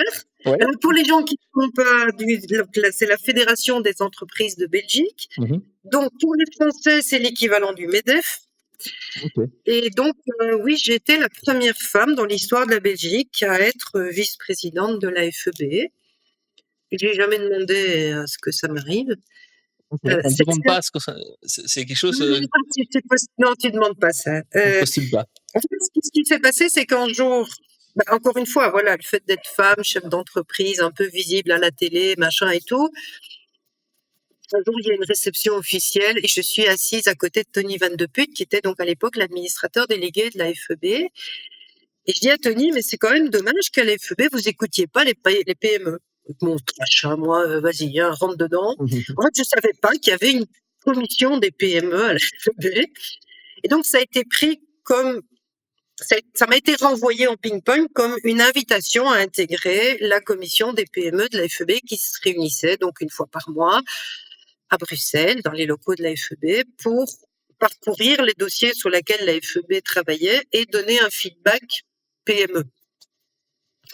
J'ai très vite appelé ça ma leçon mensuelle de flamand, parce que 85% des patrons qui étaient là étaient flamands et chacun parle sa langue. Et donc, j'ai observé pendant quelques mois, puis qu'est-ce que j'ai fait? J'ai fait rentrer plein de Wallons. Parce qu'en fait, le problème, c'est que les Wallons, en général, les PME, en général, se plaignent de pas être dans les endroits de lobby, mais ils prennent pas le temps d'y être. Ça prend du temps. C'est bénévole. C'est du temps où t'es pas dans ton entreprise. C'est du temps où tu es sur les routes, dans les embouteillages pour aller à Bruxelles. Mais moi, je trouvais que défendre la cause des PME, donner mon feedback de patron de PME dans des dossiers traités par la FEB, ça valait de consacrer, avec les trajets, 2 tiers de journée par mois. Il y en a qui font du tricot. Moi, je défendais les PME à la FEB. Chacun son taf bénévole. Alors, c'est vrai que parfois, ma secrétaire, elle râlait en disant, mais enfin, là, vous partez, regardez, on a tel problème, on a telle machine en panne. Ok, mais bon, on verra. Mais moi, je trouvais ça important. Alors, on m'a assez vite mis à la présidence de cette commission des PME, où j'ai remplacé un de mes collègues flamands qui avait un très gros problème dans son entreprise. Donc, pendant 1 an et demi, j'ai repris son mandat. Et puis, naturellement, j'ai fait mon mandat à moi. Donc, j'ai quand même été président de la commission des PME à la FEB pendant 4 ans et demi. Et de facto, j'ai dû alors aller dans des organes plus élevés de la FEB parce que je représentais les PME. Donc, je suis rentrée au comité de direction de la FEB, c'est quand même un monde assez fermé, où on se rend compte que comme dans tous les mondes, les éléments de stabilité, ce sont les PME, parce que dans les grandes entreprises, les patrons, ils changent tout le temps. Donc, au comité de direction, je pense que je dois être une des personnes, avec Jean-Stéphane de GSK, qui n'est pas vraiment une PME, à être resté le plus longtemps au comité de direction de la FEB, à l'époque, quand je suis 11 ans. Ouais. Ok. Et donc, au moment-là, il y a un des présidents qui m'a demandé, parce que le président, il choisit ses 3 vice-présidents. Voilà. Et donc, il y a un président, Luc de Breukeren, qui m'a demandé d'être une de ses vice-présidentes. Alors attends, parce que pour le coup, moi, je connais de noms, mais j'ai à peu près aucune idée de ce qui s'y passe. Ça fait un peu genre franc-maçon, Illuminati de l'entrepreneuriat. Vous faites quoi à la FEB? C'est quoi le travail que tu as fait à la FEB? Donc défendre les PME, défendre les entreprises, mais les défendre comment? C'est quoi La FEB, c'est quoi? C'est la Fédération des entreprises de Belgique. Donc, c'est l'organe de lobby au niveau des lois, des règlements, etc. Donc, si un parlementaire a l'idée de sortir une loi qui va augmenter une taxe, par exemple, de 20% sur les entreprises belges, on va prendre le dossier, donc les permanents de la FEB vont prendre le dossier en main pour préparer une défense et aller faire un lobby dans les couloirs du Parlement pour que cette taxe ne voit pas le jour. Et nous, chacun... Alors, moi, j'étais un peu entre 2 chaises parce que je représentais les PME d'une manière générale, mais j'ai aussi représenté ma fédération, c'est-à-dire l'industrie alimentaire, qui est quand même une fédération assez puissante, mais par moment, je représentais l'industrie alimentaire, par moment, pas. Donc, ça dépend du secteur, quoi. Si c'est une loi qui touche le secteur alimentaire, forcément, j'intervenais plus avec ma casquette d'industrie alimentaire qu'avec ma casquette de patron de PME. Et donc, on va arriver à donner notre avis, notre vécu par rapport à ce dossier. Cette taxe, si elle passe, qu'est-ce que ça va avoir comme impact sur mon entreprise? C'est quoi les arguments pour pas la faire passer, pour la bloquer? Voilà. Et c'est partout comme ça. Par exemple, il y avait un problème douanier à un moment. Enfin, il y avait une procédure qu'il fallait faire en termes de statistiques douanières. Ça a l'air casse-pied et c'est casse-pied, mais en même temps, c'est une obligation. À un moment, j'ai eu l'occasion d'expliquer à un des big boss de l'administration des finances au niveau des douanes que son truc était ingérable pour les PME qui, en plus, il lui servait à rien. Eh ben, ce truc a été changé. Donc, si j'ai eu un accord, et alors, c'est quoi? C'est 150 000 entreprises qui bénéficient de mon intervention, qui ne le savent pas. Mais voilà, donc on s'approprie toute une série de sujets politiques, économiques, financiers, etc.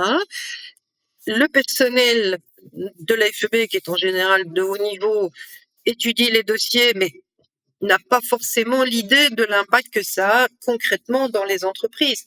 Et donc, c'est pour ça que on est toute une série d'entreprises de différentes tailles et de tous les secteurs pour expliquer, donner des arguments, réagir. Et là, en termes de PME, on était, en termes de PME, on faisait un peu peur aux permanents de la FEB parce que ils sont dans un monde assez policé où on est gentil, poli, diplomate. Et nous, on arrivait avec nos, patrons de PME, ouais, c'est scandaleux, machin et tout. On leur faisait un peu peur. Donc moi, c'était un de mes rôles pendant 4 ans et demi, c'était d'essayer de créer du lien entre ces patrons qui gueulaient trop fort et le personnel responsable des dossiers à la FEB qui avait un peu peur de venir dans ces commissions. Parce que c'est important qu'ils puissent nous écouter et créer leur argumentaire, etc. Donc c'est un organe privé pour le coup, donc c'est pas du tout public, et c'est un regroupement d'entreprises dans le but de faire du lobbying, quoi. Tout à fait clair, c'est pas une fédération d'entreprises, c'est une fédération de fédérations, la FEB. Donc la FEB est mandatée par la Fédération de la construction, la Fédération de l'industrie alimentaire, ceux qui facilitent certaines choses et en compliquent d'autres. Donc il n'y a pas d'entreprise individuelle à la FEB. Contrairement à un moment à l'Union wallonne des entreprises, où à la fois il y avait des entreprises qui étaient membres de l'Union wallonne via leur fédération sectorielle, la construction, mais en plus qui étaient membres directs, donc là qui avait un pouvoir un peu bizarre. Mais à la FEB, ça n'a jamais été le cas. La FEB est une fédération de fédérations professionnelles. C'est intéressant parce que là on enregistre ici fin octobre, on sort des élections en Belgique en tout cas, et c'est intéressant parce que, enfin moi j'avoue je crois pas beaucoup à la politique, enfin j'ai beaucoup de mal avec la politique, plus ça va, plus la politique j'ai du mal à y croire et à y adhérer. Mais quand on voit ça, on se dit mais en fait, en tant qu'entrepreneur, on a la possibilité éventuellement d'aller influencer ailleurs. Il n'y a pas que soit on subit en tant qu'entrepreneur tout ce qui se passe, soit on se lance en politique. Il y a aussi ces fédérations, ces choses qui existent. C'est pas mal. C'est tellement important et il y a tellement peu de gens qui y vont parce que ça prend du temps, parce que c'est des responsabilités, parce que c'est pas rémunéré, parce que le patron de PME, il croit qu'il a toujours mieux à faire à la tête de sa boîte que dans ces endroits-là. Mais c'est pas vrai. Parce qu'effectivement, oui, ce sont des endroits de lobby qui sont très importants, qui sont très proches. Je veux dire, clairement, moi, je faisais partie de la FEB, je faisais partie de l'industrie alimentaire belge, je faisais partie de la Fédération de l'industrie alimentaire wallonne, que j'ai présidé aussi la première femme à la présidence de la Fédération de l'industrie alimentaire wallonne, où je vais encore régulièrement aux réunions, où j'interviens encore pour ceci, pour cela. J'ai toujours fait partie de la sous-fédération des fabricants de sauces, condiments, légumes au vinaigre, où là, on est vraiment dans le concret. Je veux dire, tu as l'Europe qui nous envoie une directive pour changer l'étiquetage des produits. Et on va arriver avec nos arguments, nos discussions. Et là, je suis à côté du responsable de la recherche chez Unilever, de la patronne, des patronnes de 2 grosses boîtes dans le monde des sauces en Flandre. Et donc là, tu te fais à la fois du relationnel, mais aussi, clairement, tu interviens sur des sujets tout à fait concrets. Comment est-ce que la Belgique va adopter telle réglementation européenne au niveau de l'étiquetage? Comment est-ce que... Ben là, t'es dessus, quoi. Vraiment, t'as ton mot à dire avec les autres, mais t'as vraiment une influence à avoir. Et si t'es pas là, ben tu peux pas te plaindre qu'il passe des trucs... Enfin, de mon point de vue, tu peux pas te plaindre qu'il y ait des choses qui passent, qui soient en faveur des grandes boîtes ou qui soient... voilà. Donc, c'est pas... Tu peux pas dire la politique, ça n'existe pas. Tu as des ministres et tu as surtout des administrations et puis tu as l'Europe et tout ça doit se mettre en musique. Et si tu peux intervenir au bon moment avec tes bons arguments, tu peux avoir une influence. Donc, toi, tu conseillerais aux entrepreneurs de se rapprocher de ce genre de fédération, d'aller se montrer, quoi, d'aller. Ouais. 3000%. Ouais, c'est cool. 3000%. C'est comme ça que tu peux avoir une influence. La plupart des fédérations pleurent après des patrons de PME. Moi, j'ai encore fait beaucoup pour que l'Union wallonne des entreprises, qui s'appelle AKT maintenant, mais recrée un comité PME, parce qu'il y a tout. La même chose se passe au niveau des réglementations wallonnes, bien sûr, des lois wallonnes et des mises en œuvre. Ben, au bout de 3 séances, il y avait quasiment plus aucun patron qui venait. C'est décourageant. C'est Comme tu décourageant pour dis, tout le monde. comme tu dis, après on peut pas se plaindre que des choses se passent et qu'on n'ait pas son mot à dire. Non, mais c'est vrai. Si tu Mais représentes Cornovie, si tu donnes pas une partie bénévole de ton temps pour défendre ton secteur, ton entreprise et tout, bah, il faut pas te plaindre qu'il y ait des trucs qui passent qui soient pas en ta faveur si t'es pas là. bien sûr. Moi, ça fait 20 ans que j'entreprends ici en Belgique et j'avoue que j'avoue que j'avais pas conscience qu'il y avait ce genre de choses. Enfin, je connais les noms, je sais qu'il y a des fédérations, mais ouais, c'est vrai que c'est un peu. Ouais. Non, c'est intéressant. Écoute, c'est cool si ceux qui nous écoutent se disent que qu'ils peuvent aussi aller vers ces fédérations, c'est bien. Franchement, moi en tout cas, je vais y réfléchir parce que c'est vraiment un truc auquel j'avais jamais pensé. Donc c'est cool. Ouais, une bonne raison de faire ce podcast. On apprend des trucs. Ouais. Alors, il y avait encore 2-3 sujets que j'avais envie de voir avec toi. Évidemment, il y en a un hyper important. Heu donc à mon avis, on n'aura pas le temps de discuter vraiment de ton boulot chez Bister. 30 ans, c'est long. Enfin si, on pourrait prendre le temps. Mais il y a des sujets qui m'intéressent vraiment, c'est plutôt la fin. Donc il y a 2 choses un peu ensemble, donc j'aurais voulu parler avec toi. Il y a d'une part, bah, tu dû au bout de 30 ans, tu as voulu arrêter, Bister. Tu donc revendu. Arrêter Pardon? d'être le CEO de Bister. Oui, oui, J'ai pas arrêter voulu d'être arrêter, aussi. j'ai voulu arrêter d'être CEO de Bister. Tu as voulu sortir toi, Fabienne Bister, de Bister. Ouais. Voilà. Donc ça, c'est une chose. Du coup, il s'en est il ce qui est arrivé, c'est que tu as vendu la société. Donc tu fait une exit, comme on dit, tu as vendu. Un truc que beaucoup d'entrepreneurs rêvent quand ils créent une société. Moi, je le sais, il y a beaucoup d'entrepreneurs qui créent des sociétés pour les vendre. Toi, tu as vendu, on se connaît un petit peu. Je sais que tu as vendu pas parce que c'était ton objectif au départ. Donc ça, c'est une chose. J'ai envie qu'on discute un tout petit peu de ça. Tu m'expliques, enfin que tu nous expliques, ben voilà, dans quel cadre tout ça ça fait. Et puis, bah fatalement aujourd'hui, après Bister, tu fais du coaching. Euh, Ça aussi, j'aimerais bien comprendre qu'est-ce qui a fait qu'après Bister, tu aies envie de te lancer dans le coaching, tu vois.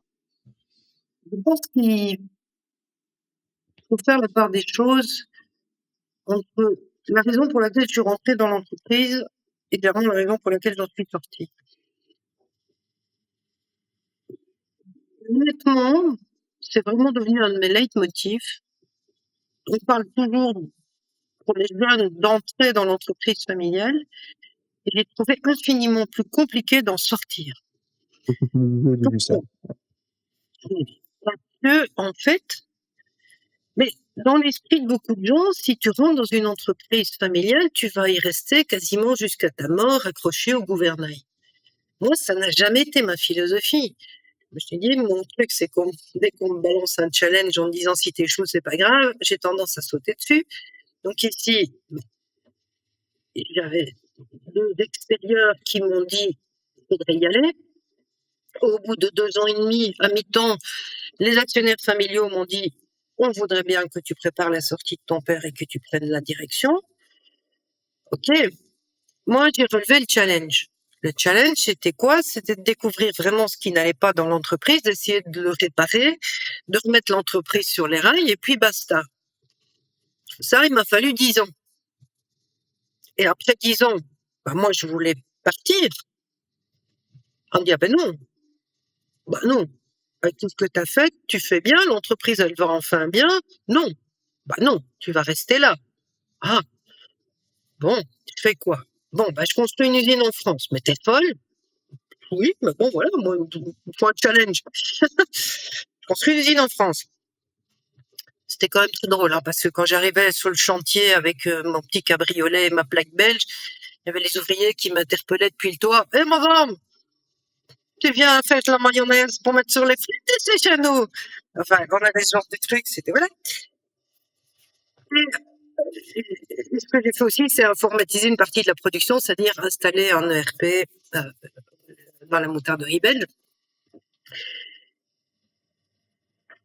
Et bon, en 2007, je connais des problèmes privés, donc mon couple ne va plus bien.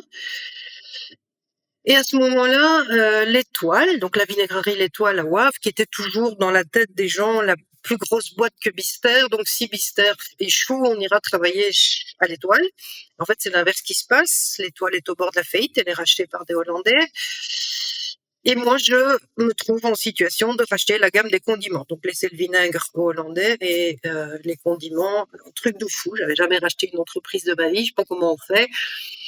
Je suis en plein divorce, enfin c'est pas divorce mais problème, enfin voilà. Je me suis un peu réfugiée dans le boulot, donc hop, ça me faisait un défi. Allez, hop, on va reprendre des condiments de l'Étoile. On y va. Et puis voilà, je me suis remis des défis comme ça parce qu'en fait, chaque fois que je disais que je voulais quitter la boîte, on disait ben non, la boîte va bien, tu vas bien, non, il faut rester là. Alors je faisais le tour de tous les descendants de mon grand-père. Et objectivement, bah comme je suis la plus jeune de la 3e génération, dans la 4e génération, je voyais pas grand monde, soit intéressé, soit intéressant. Et donc, bah, j'essayais de me remotiver. Mais attention que j'ai vendu en 2019, mais depuis 2009, j'avais mandat de mon conseil d'administration de chercher un repreneur externe. Et donc, on a traversé des trucs, ce qui m'a permis de me former un peu à la vente, de voir qu'il fallait jamais vendre à un cadre d'une grosse boîte qui avait été licencié, qui s'imaginait que gérer une petite boîte, c'était tout simple et qu'il allait mettre ses indemnités de licenciement. Faut oublier. C'est beaucoup plus compliqué de gérer une petite boîte qu'une grosse boîte, parce qu'on n'a pas tous les gens compétents autour de soi. Ça m'a permis aussi de voir que se faire racheter par une société cotée en bourse et devoir travailler autant sans avoir le pouvoir de décision, c'était pas du tout dans ma personnalité. Et puis voilà. Oui, tout ça, c'est après 10 ans, donc. Entre le moment où tu as eu le Là, mandat. je suis dans la 2e dizaine, si tu veux. Ça évolue. Chaque fois, je me trouvais un nouveau défi pour avancer. Le déménagement de l'usine d'Achen vers Aachen en 2013. À chaque fois, j'essayais de me remotiver avec un nouveau défi et chaque fois, je m'en sortais bien. Donc, chaque fois, les menottes de veste étaient de plus en plus fermes sur mon siège. Les actionnaires familiaux n'avaient pas du tout envie que je m'en aille, le personnel n'avait pas du tout envie que je m'en aille, les clients, à la limite, n'avaient pas envie que je m'en aille, les fournisseurs n'avaient pas envie que je m'en aille. C'est Fabienne qui avait envie de s'en aller. Il y avait Fabienne qui voulait partir. Mais Fabienne, au départ, quand tu t'es dit je veux partir, alors tu me dis que c'est parce que tu n'avais pas l'intention de faire toute ta vie là, ça je peux le comprendre. Mais à un moment donné, quand tu te dis bon là je veux partir, tu avais quelque chose en tête? Tu voulais partir pour quelque chose? Oh, mais j'avais 8 projets.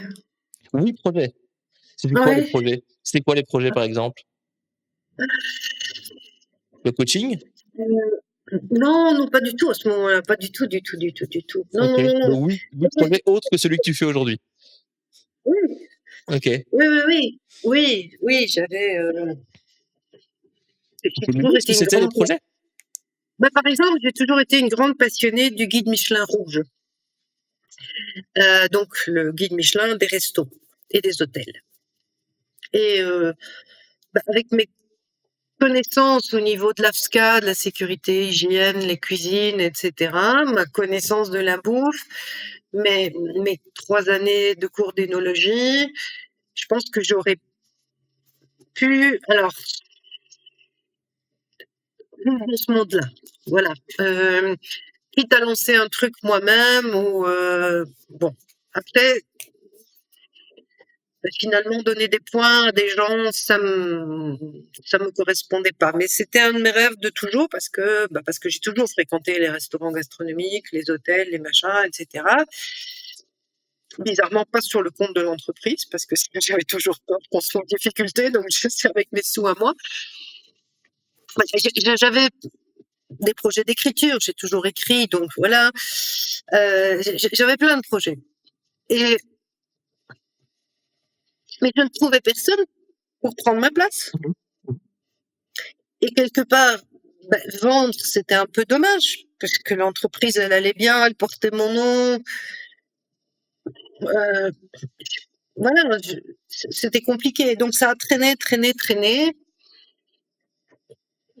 jusque 2018, donc de 1991 à janvier 2018, où ça a été, ce qu'on appelle l'annus horribilis, l'année horrible, où tous les mois il y a eu une catastrophe. Voilà. Et donc en janvier, il y a un découvert de Deleuze.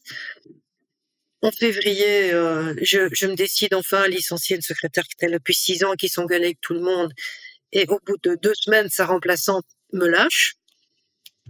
En mars, ma responsable logistique, que j'avais repris de l'Étoile, qui gérait énormément de choses, les clients, les commandes et tout, fait un infarctus. Enfin, je continue. Voilà, c'était l'année horrible. Et en juillet, ma fille aînée finit Sciences Éco à Namur. Elle vient travailler avec moi. Elle me dit: «Maman, non. En fait, tu es derrière ton ordinateur à résoudre des problèmes insolubles, c'est trop fatigant». Après, maintenant, elle travaille chez Proximus, donc elle est derrière son ordinateur à régler des problèmes insolubles toute la journée. Mais bon, elle est employée, elle est moins responsable. Et donc, en fait,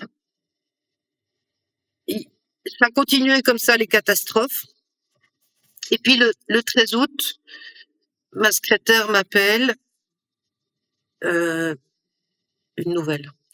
Elle me dit, oui, oui, elle me dit, j'ai le frère de Delia en ligne. Ah, je dis non. Et en fait, donc, ma responsable logistique, qui avait fait l'infarctus en mars, elle avait été opérée en juin, elle allait bien, et on lui préparait une fête pour sa retraite au mois de novembre, et en fait, elle est morte. Voilà, elle est morte dans son fauteuil le dimanche matin. C'est ma déléguée syndicale, donc c'était assez chaud de relation. Mais, et, et donc, cette nana, elle a consacré sa vie à travailler, elle n'avait que 5 ans de plus que moi, sa vie à défendre ses collègues, et il y a 3 collègues qui ont pris congé pour aller à son enterrement. Et je crois que ça m'a achevée. Voilà. Et qu'est-ce qui s'est passé? La semaine suivante, on avait examen médical, parce que comme on était à très, très, très haut niveau de sécurité alimentaire, bien au-delà de l'AFSCA, tous les gens qui rentraient dans les zones de production devaient passer un examen médical complet tous les ans. Et donc, je vais passer mon examen médical comme tout le monde. Et toujours la dernière, comme ça, le médecin peut me faire le petit débrief de base sans devoir venir dans les bureaux. Elle m'a dit: voilà, en fait, globalement, tout le monde va bien.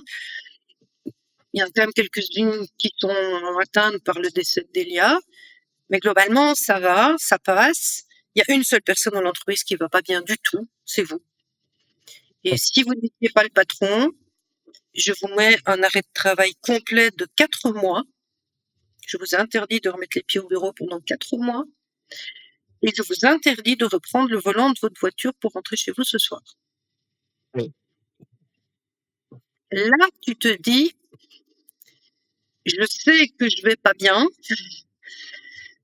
Je sais que j'en peux plus de toutes ces emmerdes qui me semblent injustes, parce que je fais tellement tout pour que ça aille bien. Et en même temps, l'entreprise va bien, mais c'est cette pelletée d'emmerdement tous les mois, là, c'est 8 ou 9 mois de catastrophe. C'est tellement injuste par rapport à tout ce que je donne depuis 30 ans. Moi, j'en peux plus, quoi. Et là, je suis partie en burn-out. Mais le problème, c'est comment tu fais un burn-out quand t'es le patron? Très bonne question, ça. Voilà. Et c'est là que, heureusement, je faisais partie d'un groupement de chefs d'entreprise, entre chefs PME. Et la coach qui nous accompagnait a tout de suite dit: attends, toi, avec ton caractère et ton mental fort, ça va être très difficile d'aller dans la bonne direction. Donc, je vais te trouver un coach très fort, très costaud. Et c'est comme ça qu'elle m'a trouvé Pierre Lucas du BAO, qui a accepté encore un coaching individuel parce qu'il faisait plus trop ça. Il travaille plutôt pour l'INAMI, UCB, Sodexo, enfin les gros trucs, quoi. Et je sais qu'on ne peut pas dire ça en coaching, mais moi je le dis, je pense que Pierre m'a sauvé la vie. Parce que Pierre est parvenu à remettre en question toutes mes croyances sur le fait que je pouvais pas lâcher l'entreprise, que voilà. Salut Pierre, du coup. Salut Pierre, merci Pierre. Merci Pierrot. J'ai eu un petit bout de queue pour lui à ce moment-là, parce que quand même, voilà, hein, mon coach qui me sauve la vie. Bon, ça va, c'est passé. Mais parce qu'on dit toujours qu'on tombe amoureux de son thérapeute, c'est juste normal. Alors, voilà, alors, j'ai quand même tout de suite lâché le morceau à mes employés, et collectivement, on a décidé pour une fois de ne pas prévenir les ouvriers. Ce qui est rare, parce qu'en général, j'étais très transparente. Donc, mon directeur des ventes a appelé les informaticiens. On a installé un PC chez moi avec une connexion VPN. Et ce que j'ai fait, en fait, j'ai fait un carton de chez moi, un carton où j'allais au bureau, mais en fait, sur les 28 km, je ne pouvais pas conduire 28 km au volant. Donc, je devais m'arrêter après 14 km, 5 minutes, même si j'allais bien, et puis refaire les 14 autres kilomètres après. Sinon, tout mon sang partait dans les pieds, je tombais dans les pommes. C'était débile quand tu vois que je faisais quelques années avant 700 bornes sur ma journée, plus 5 rendez-vous. Tu te dis, mais c'est pas la même personne. Mais non, c'est pas la même personne. Et à la fin du temps, j'ai juste fait rien, parce que j'étais juste pas capable d'aller chez le médecin, j'étais pas capable d'aller faire mes courses, j'étais pas capable de dire bonjour à la caissière du Carrefour, j'étais pas capable. Voilà. Et si mon téléphone sonnait, je regardais qui c'était, je me mettais à pleurer. Voilà, c'est ça. Pour moi, c'était ça le burn-out, c'était juste terrible. Terrible, parce que À bout, voilà, quoi. et du coup, mon coach, c'était plus qu'à bout, c'était ouais, c'était pas déprimé, j'étais pas déprimée, l'entreprise allait bien et tout. C'est pas de la dépression, c'est juste ton corps à un moment il veut plus. Voilà, il dit il veut plus, il veut plus, il veut plus, il veut plus répondre au téléphone, il veut plus prendre le volant. Mon compagnon devait me conduire chez mon coach à Bruxelles. C'était impensable que je conduise 75 km. Impensable, impensable. C'était fou. Voilà. Et alors, ce coach m'a poussé dans mes retranchements pour finalement que j'admette que c'était plus du tout ma place et que je pouvais vendre l'entreprise et que j'avais le droit et que j'allais essayer de me reconstituer suffisamment de force pour être en état de faire une négociation de vente. Parce que, et quand je dis vente l'entreprise, j'en avais 4 à ce moment-là. Donc, et j'ai avancé petit à petit comme ça pour me reconstruire tout doucement. J'ai négocié encore avec un membre de la famille très éloigné, un descendant de la sœur de mon grand-père. Et puis au bout de 6 mois, je lui ai dit, écoute, maintenant, tu te ranges, quoi. Il me dit 50-50. J'ai dit, moi, ça ne va pas 50-50. Alors, comment j'ai fait à ce moment-là? J'ai fait une double grille d'analyse. C'est-à-dire que j'ai mis sur papier ou sur ordi tous les critères qui m'importaient au niveau de l'entreprise qui allait reprendre les miennes. Et j'ai fait une deuxième partie qui était dans les entreprises qui passaient le cap de mes critères. J'avais une deuxième grille avec les critères pour l'humain qui allait s'occuper de mes entreprises. Donc, de là. Et ça a été très, très, très précieux pour moi. Parce qu'à droite, j'avais 40 entreprises à l'arrivée, et à l'arrivée, j'en avais 2. Et dans les 2, voilà, les hasards de la vie ont fait que il y en avait un des 2 qui était très, très bien, mais qui était déjà complètement dépassé par son entreprise à lui. Et je voyais pas comment il allait assumer Mister Belgique et Mister France en plus. Et donc, finalement, il restait qu'une seule personne. Et j'ai pris mon téléphone. Et j'ai appelé Artus. Et j'ai dit, Artus, je vends. Artus, pas l'humoriste, hein, parce que. L'humoriste, Artus de Bougie, un Gantois, qui avait racheté une entreprise de mayonnaise 7 ans après. Avant, pardon. Voilà. Et donc, oui, après, il y a la petite histoire. Artus me dit, non, Fabienne, non, tu veux pas vendre maintenant. Je dis, si, je peux vendre maintenant. Je n'allais pas lui dire que j'étais malade, parce que ça, c'était déjà me déforcer dans la négo, évidemment. Il me dit, mais j'ai juré à mon épouse de ne pas racheter d'entreprise cette année. Je me suis dit, écoute, on est fin avril, si tu veux, on signera le 2 janvier de l'année prochaine, mais moi, je le prends maintenant. Bon, j'ai appris après que sa femme était enceinte et qu'elle en avait marre, qu'il court partout à racheter des entreprises. Mais ça s'est quand même fait cette année-là. Bon. Ça fait un super titre pour un épisode de podcast. j'étais en burn-out et j'ai vendu mon entreprise, qui faisait plusieurs millions. Ça fait vraiment, le titre d'épisode de podcast. Mais c'est le cas, donc c'est-à-dire, tu étais en burn-out et tu as vendu ton entreprise. C'est là que clairement mes 30 ans de négociation avec le fou dangereux de la grande distribution m'ont bien servi. Mmh. Parce que voilà, vendre une entreprise, ça reste de la négo. Il faut que ça se passe dans le secret. Il te faut de l'aide parce que si t'as pas au moins ton bureau comptable belge et français qui le suit. Et alors j'ai vécu quand même un truc extraordinaire et ça, moi je vois ça comme la récompense de mes 30, allez, mes 29 ans de gestion avant. C'est qu'en fait, on a négocié assez vite. Voilà, je lui ai téléphoné fin avril et fin septembre, la négo, elle était bouclée. Après, ça a pris du temps. Il a fait un montage financier, lui, pour créer une holding, ok. Mais au moment où on a trouvé notre accord, on pensait signer tout début novembre. Donc, il y a une loi en France qui donne la priorité aux travailleurs. Et donc, si tu vends une entreprise française, il y a toute une procédure pour convoquer tout ton personnel plus de 2 mois avant la signature, les prévenir que tu vas vendre et leur demander s'il y a un acheteur potentiel dans le personnel, puis s'il n'y a pas, leur faire signer des papiers. Donc, signer un papier comme quoi ils ont bien été à la réunion et un papier comme quoi ils ne sont pas repreneurs. Ce qui veut dire que, en fait, on a dû leur annoncer fin août pour avoir le délai. Donc, j'ai annoncé le vendredi au personnel belge et le lundi au personnel français, mais qui était déjà au courant. Mais on a signé le 13 décembre. Donc, je sais pas si t'imagines, mais septembre, octobre, novembre et mi-décembre, 3 mois et demi, tout le personnel des 2 usines était au courant. Les journalistes de l'Écho étaient au courant. Comme on a pris du retard, moi j'avais déjà pris des rendez-vous pour négocier, parce que tous les ans tu négocies avec les acheteurs de la grande surface, de la grande distribution. Je suis allée avec Artus négocier chez Colruyt. Je suis allée avec Artus négocier chez Spar à Malines. Et rien n'a fuité. Rien n'a fuité. C'est exceptionnel. Tous ces gens tenaient suffisamment à notre entreprise, à moi, à ma gestion, me faisaient assez confiance, et Artus aussi, pour ne rien dire. Pendant 3 mois et demi, mais c'est exceptionnel. Surtout que, au moment, alors, l'accord avec l'Écho, c'était que quand c'était signé, je le balance une demi-heure avant de le balancer Ouais. aux autres. Ils avaient Voilà, une c'était petite ça. exclusivité, quoi. Ouais. Une demi-heure d'exclus, voilà, c'était vraiment rien du tout. Et après, ça détaillait la chronique dès qu'on l'a annoncé. Et 3 mois et demi, tout le personnel des 2 usines le savait, des acheteurs de la grande, et rien n'a fuité. Et ça, ben, ça a été ma récompense, si tu veux.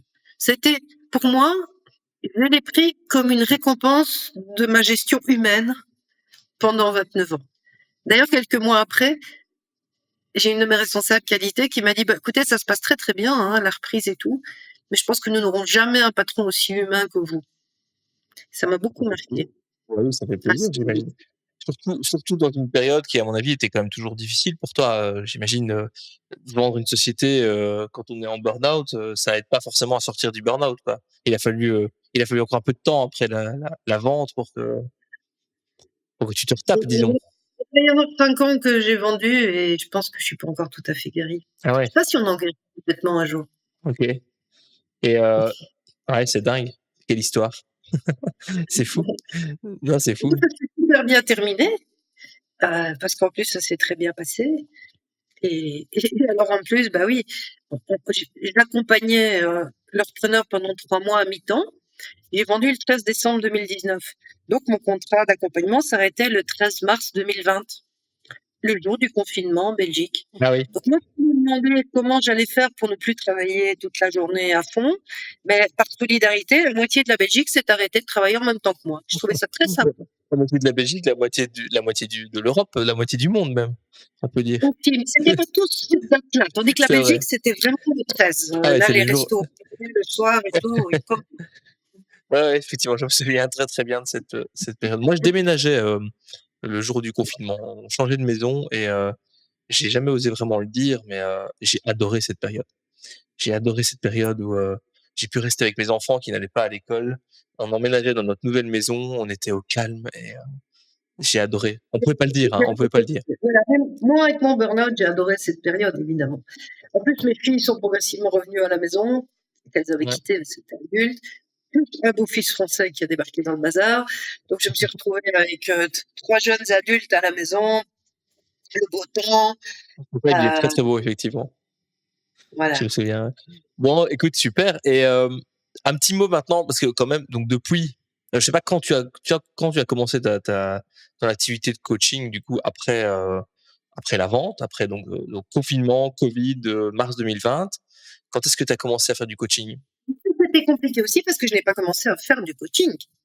J'ai repris des études, je n'avais jamais suivi d'études de coach. Donc, comme je te disais, normalement, on devait signer début novembre avec Arcus. Bon, ça a pris du retard, mais moi, j'étais inscrite au cours de coaching à Bruxelles en janvier. Donc, dès janvier, j'ai repris mon petit cartable, mon plumier, mon bloc, le train pour Bruxelles.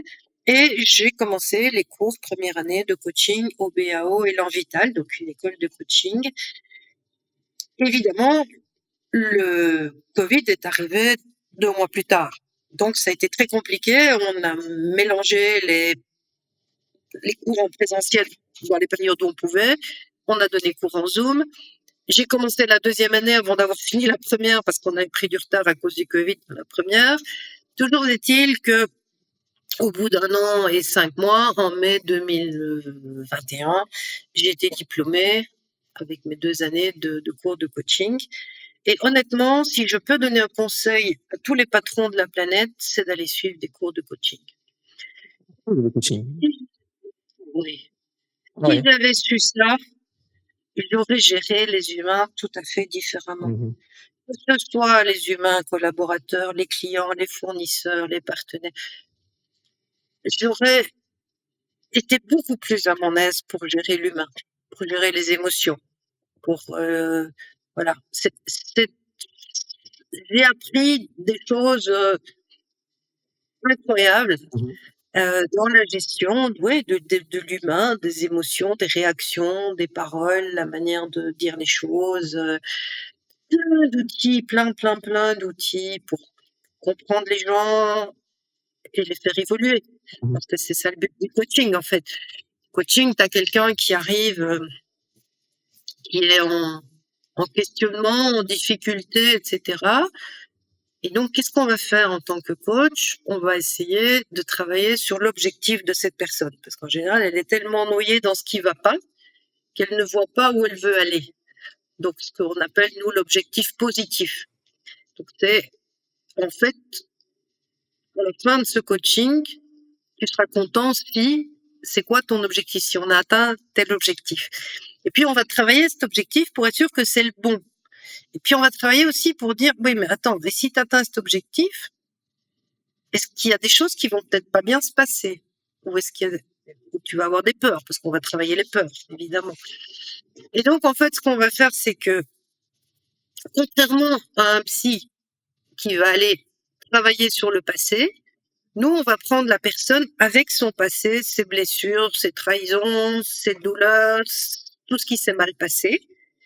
Et on va dire, mais en fait, si tu as réussi à traverser tout ça, c'est que tu as des ressources. Et quelles sont les ressources qu'on va redécouvrir avec toi, enfin que tu vas redécouvrir, en fait, juste par mon questionnement, toutes ces ressources que tu as en toi et que tu vois plus, et qui peuvent te permettre de passer de la situation où tu es aujourd'hui vers ton objectif positif. C'est ça le métier de coach. Donc, on va absolument pas nier les problèmes du passé, mais on va les utiliser en disant, t'en es sorti, donc tu as une ressource. Donc, qu'est-ce que tu es prêt à utiliser comme ressource que tu as en toi mais que tu ne vois pas, pour aller petit pas par petit pas, pas tomber dans la zone de panique, tout petit pas concret par petit pas concret vers ton objectif. Ça, c'est le coaching. C'est ce que tu fais, donc depuis 2021, c'est ça, hein? Honnêtement, j'ai commencé un peu avant parce que Mmh. j'ai eu tout de suite de la demande avant, donc Mmh. j'ai commencé avant, avec beaucoup d'incertitudes et un peu un syndrome de l'imposteur. Mais et alors ici, je viens de recevoir une formation de 2 jours parce que je suis pas fan des supervisions. Donc, comme les psys, les coachs doivent aller en supervision, donc doivent aller chez un super coach pour expliquer un problème qu'ils ont rencontré en coaching. En fait, moi, je suis pas à mon aise avec ça, tandis que je suis très à mon aise sur le fait de resuivre des cours pour me former plus. Donc, je viens de suivre 2 jours de ce qu'on appelle une masterclass pour l'accompagnement spécifique des gens qui traversent un très gros changement. Un divorce, un licenciement, un burn-out, même si on a une masterclass spéciale burn-out, une crise d'adolescence, une crise de midlife, le passage à la retraite qui se passe pas bien. Donc vraiment, l'accompagnement des très, très gros changements. Bah, c'était passionnant et en plus, bah, ça m'a remis en tête un tas d'outils que j'ai vus dans mes cours et que forcément, j'utilise pas parce qu'on en a vu des dizaines et des dizaines. Et je me dis, ah mais oui, mais celui-là, je vais aller le relire et je vais commencer à l'utiliser parce que maintenant que je maîtrise bien tel et tel et tel outil de coaching, celui-là, allez, il me parle bien quand même. Voilà. Et c'est très chouette pour moi de plonger dans 2 jours de cours comme ça et de pratique. Plutôt, voilà, je préfère ça. Ça me donne une vision hélicoptère sur mon coaching et sur ce que je peux encore améliorer, plutôt que d'aller vraiment avec un problème chez un super coach. Voilà. Mais c'est très gai. Et alors, je sais pas si je vais oser le dire, mais si je vais le dire quand même. Hein. Parfois, je me sens plus utile dans mon métier de coach que comme CEO de 25 personnes. Okay. Pourquoi? Ben parce que comme CEO de 25 personnes, ben, je faisais tourner 4 entreprises. Et donc forcément, ben, les 25 personnes ont des familles, donc ça avait des répercussions sur plein de gens. C'était très chouette. Mais ici, souvent, une personne arrive, elle va vraiment pas bien.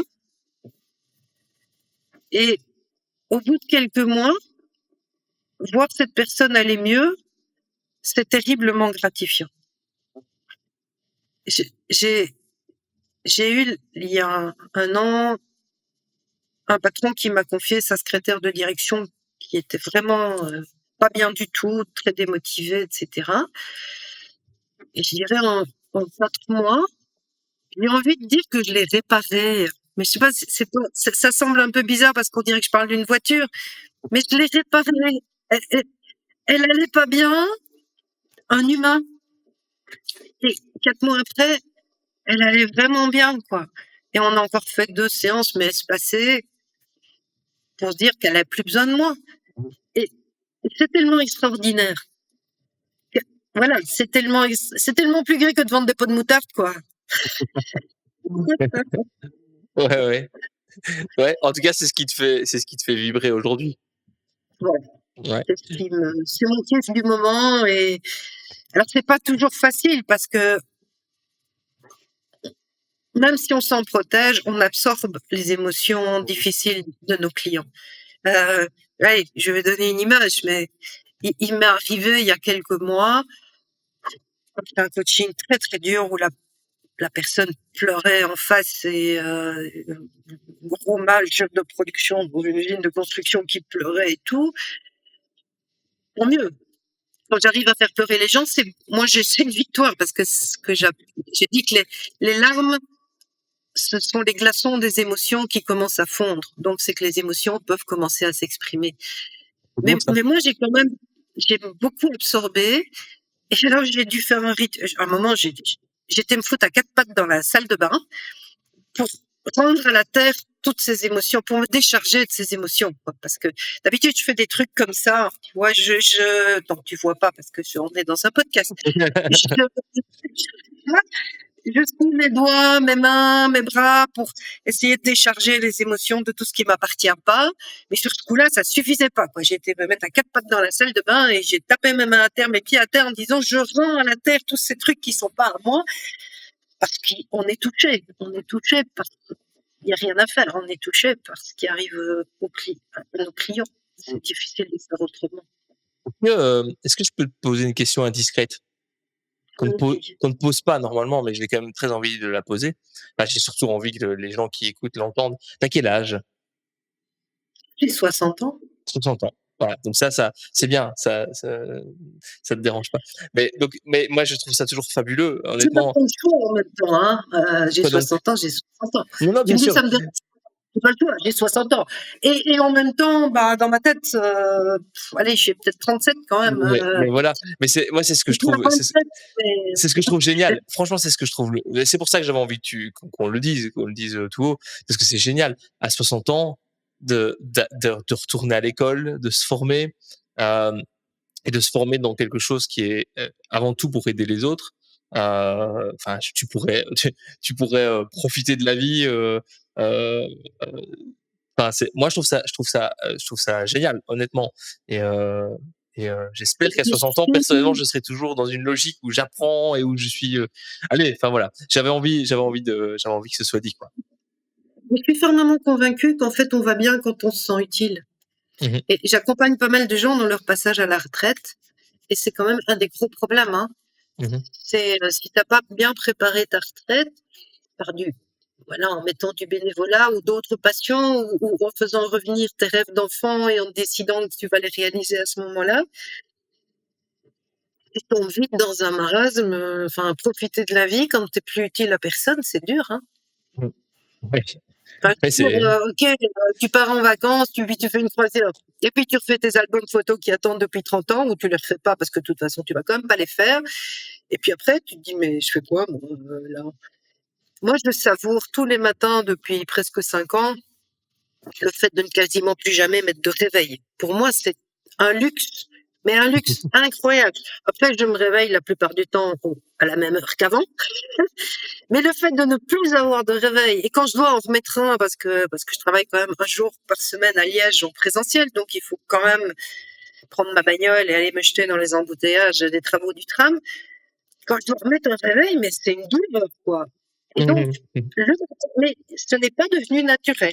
Je pense que tous les matins, depuis 4 ans et demi, je savoure le fait de ne pas avoir mis mon réveil. C'est bête, hein, mais voilà, c'est des petites Non, c'est pas choses, bête. Je pense pas que ce soit bête, moi. Moi, je suis comme toi, j'ai pas de réveil non plus. Je me lève avec mes enfants. C'est souvent eux mon réveil, mais je j'ai pas de réveil non plus et puis je me lève un peu plus ou moins tard. Donc non, je te comprends à 200. Ne pas avoir de réveil, tu raison, c'est un truc, mais par contre, là où peut-être, c'est un peu différent entre toi et moi, c'est que toi, tu arrives encore à te le dire tous les matins. Moi, j'ai parfois un peu tendance à l'oublier, que c'est une vraie chance, que c'est un vrai bonheur. C'est génial de pouvoir continuer à se le dire. Non, c'est cool. Et alors, on va pas pouvoir encore tirer trop en longueur parce que sinon, ça va faire vraiment un podcast très, très, très, très long. Moi, j'aime bien les podcasts longs, donc c'est très bien. Je trouve qu'on prend le temps de dire ce qu'il y a à dire. Mais quand même, voilà, il faut qu'on qu'on arrive au bout à un moment donné. Et en dessous de 2 heures, je pense que c'est quand même un objectif à tenir. Euh, on n'aura pas pu parler du Venture Lab où tu travailles, donc c'est ce que tu disais, un jour semaine où tu accompagnes, là, pour le coup, des entrepreneurs. Heu, je vais mais le dire j'imagine très vite, ouais, je vais vas-y, le dire vas-y. très vite. C'est l'autre pendant. Donc, à partir du moment où tu changes de vie, où tu prends ta retraite, c'est pas mon cas, à 60 ans, je peux encore pris ma retraite, mais voilà, c'est important de se sentir utile et pour moi, c'était essentiel de payer au suivant, comme on dit en québécois, de rendre. Je considère que même si j'ai travaillé comme une tarée, et je me rends compte que j'ai vraiment travaillé comme une tarée, maintenant que je travaille moins, je me dis, mais comment je faisais en élevant 2 enfants et tout le machin, comment je faisais? Donc, je mérite mon repos d'aujourd'hui, mais je considère quand même que je suis chanceuse, très chanceuse. J'ai pu relever mes défis, même s'ils étaient épouvantables. Et on n'a pas parlé du côté familial des entreprises. Là, il y a encore tout un podcast à faire. Hein. Ça faisait Oula. partie de mes sujets, ça faisait partie de mes sujets, mais on Voilà. a fait un podcast de Mais 4 heures, je pense. oui, oui, oui, ça c'est juste, ouais, ouais. Là, tu peux faire 20 tomes d'un Bon, tu roman. reviendras, hein, tu reviendras. Mais ce que je veux dire, c'est que pour moi, c'était absolument essentiel de faire profiter d'autres de cette expérience, de renvoyer l'ascenseur. Je bon, je préside aussi un fonds où on aide, des gens dans des projets où on vient faire la différence pendant 1 à 3 ans et puis après ils doivent se débrouiller autrement. C'est génial pour moi, c'est C'est pas mon fonds, mais je suis la présidente et je suis très, très, très contente d'accompagner ces projets. Ouais, le Mais fond, ici, c'est quoi le fond, juste pour. c'est le fonds qui s'appelle 624, qui est un des presque 1400 fonds qui hébergent la Fondation Roi Baudouin. Ok. Celui-là est hébergé par le bureau parisien de la Fondation Roi Baudouin, parce qu'on ne le sait pas, mais la Fondation Roi Baudouin a des bureaux dans plein de pays du monde. Et on a des montants à dépenser pendant 5 ans dans, pour des gens qu'on connaît et où notre mise va vraiment faire la différence. Par exemple, il y a un tout nouveau projet qui démarre à l'université de Namur, qui s'appelle les journées d'études de la transition et de la durabilité. Ça va être la première expérience, peut-être même dans une université belge, mais en tout cas à Namur, où il va y avoir des cours transversaux qui vont concerner toutes les facultés. Et ça va être donc une formation à la durabilité et à la transition énergétique à travers voilà, des cours partagés. Donc, des étudiants Sciences Éco vont aller suivre le cours de durabilité de médecine, de droit, de philosophie, etc.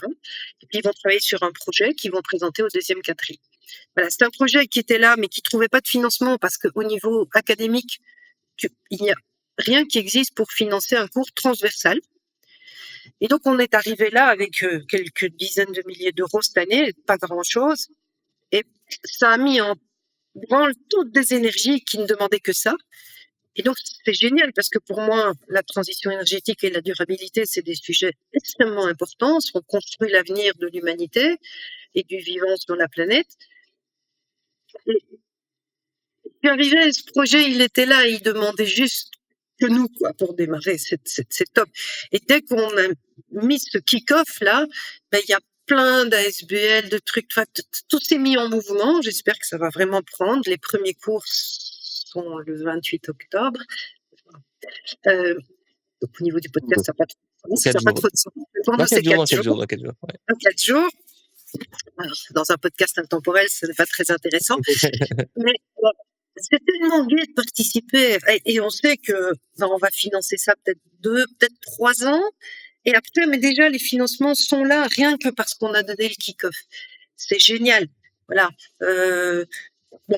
Donc, pour moi, c'est tellement important d'utiliser mon expérience, mon réseau de relations et tout ça pour aider des gens qui ont moins de chance que moi, mais pas, mais voilà, pas juste en donnant 50 € à la Fondation contre le cancer, ce que je fais aussi. Mais là, non, on a vraiment un impact sur un projet, on lui permet de démarrer et on lui permet de trouver après des financements pour ne plus dépendre de nous. C'est tellement gai. Et au Venture Lab, le fait d'accompagner plein de jeunes très gentils, très dynamiques, très enthousiastes et souvent très naïfs, mais très très naïfs quant au métier d'entrepreneur, c'est parfois un peu décourageant parce qu'il y en a beaucoup qui abandonnent en route quand ils voient ce que c'est que d'être entrepreneur. Mais en même temps, on en a fait des entrepreneurs, ils savent ce que c'est, donc peut-être ils le seront dans quelques années. Ouais. Mais ça fait du bien. Et ça fait du bien de travailler avec cette jeunesse enthousiaste, parce que c'est pas du tout ce qu'on nous raconte dans la presse et tout, quoi. C'est super gai. Ouais, je suis complètement d'accord avec toi. Moi, j'ai 40 ans et j'ai compris un truc, c'est que pour rester jeune, il faut rester en contact des jeunes. C'est très, très simple, en fait. Et donc là, je te suis, mais à 200%. Et pourtant, j'ai que 40 ans, entre guillemets, mais c'est déjà hyper important. Si on veut pas être complètement largué, déconnecté, et ouais, je pense que t'as raison, c'est revigorant de rester en contact des jeunes. Mais c'est top, Fabienne. Si, on va devoir s'arrêter là. J'aurais pu continuer à discuter avec toi pendant des heures, mais on le fera encore en coaching parce que je le rappelle, tu es aussi ma coach et donc c'était vraiment un plaisir de t'avoir ici dans un autre cadre. Si on veut, s'il y a des gens qui veulent te parler, qui veulent interagir avec toi, alors ils peuvent aller au Venture Lab s'ils veulent entreprendre sur Liège. C'est que les étudiants ou les jeunes D'accord. diplômés, donc c'est assez limité. Non, c'est tout simple, mon site internet fabienne-bister.com et là il y a le contact, l'adresse mail, Il y a les tout ce qu'il infos. faut. Il y a tout ce qu'il faut sur mon Effectivement. site internet. Effectivement, je suis devant. Effectivement, il y a une section contact si les gens veulent te contacter. Tu as encore de la place en coaching si jamais des gens sont intéressés. Le but du jeu, c'est le paradoxe du coaching, c'est qu'en fait, le but du jeu, c'est que les gens aillent bien et s'en aillent. Mmh. Donc, il y a toujours de la place qui se crée, puisque si je suis une bonne coach, alors Ah. il y a deux manières de voir les choses. J'ai pas mal de chefs d'entreprise comme toi qui arrivent avec un problème et puis qui gardent à peu près 2 heures par mois ou, ou tous les 2 mois parce que ça leur permet de prendre de la hauteur et du recul par rapport à leur business.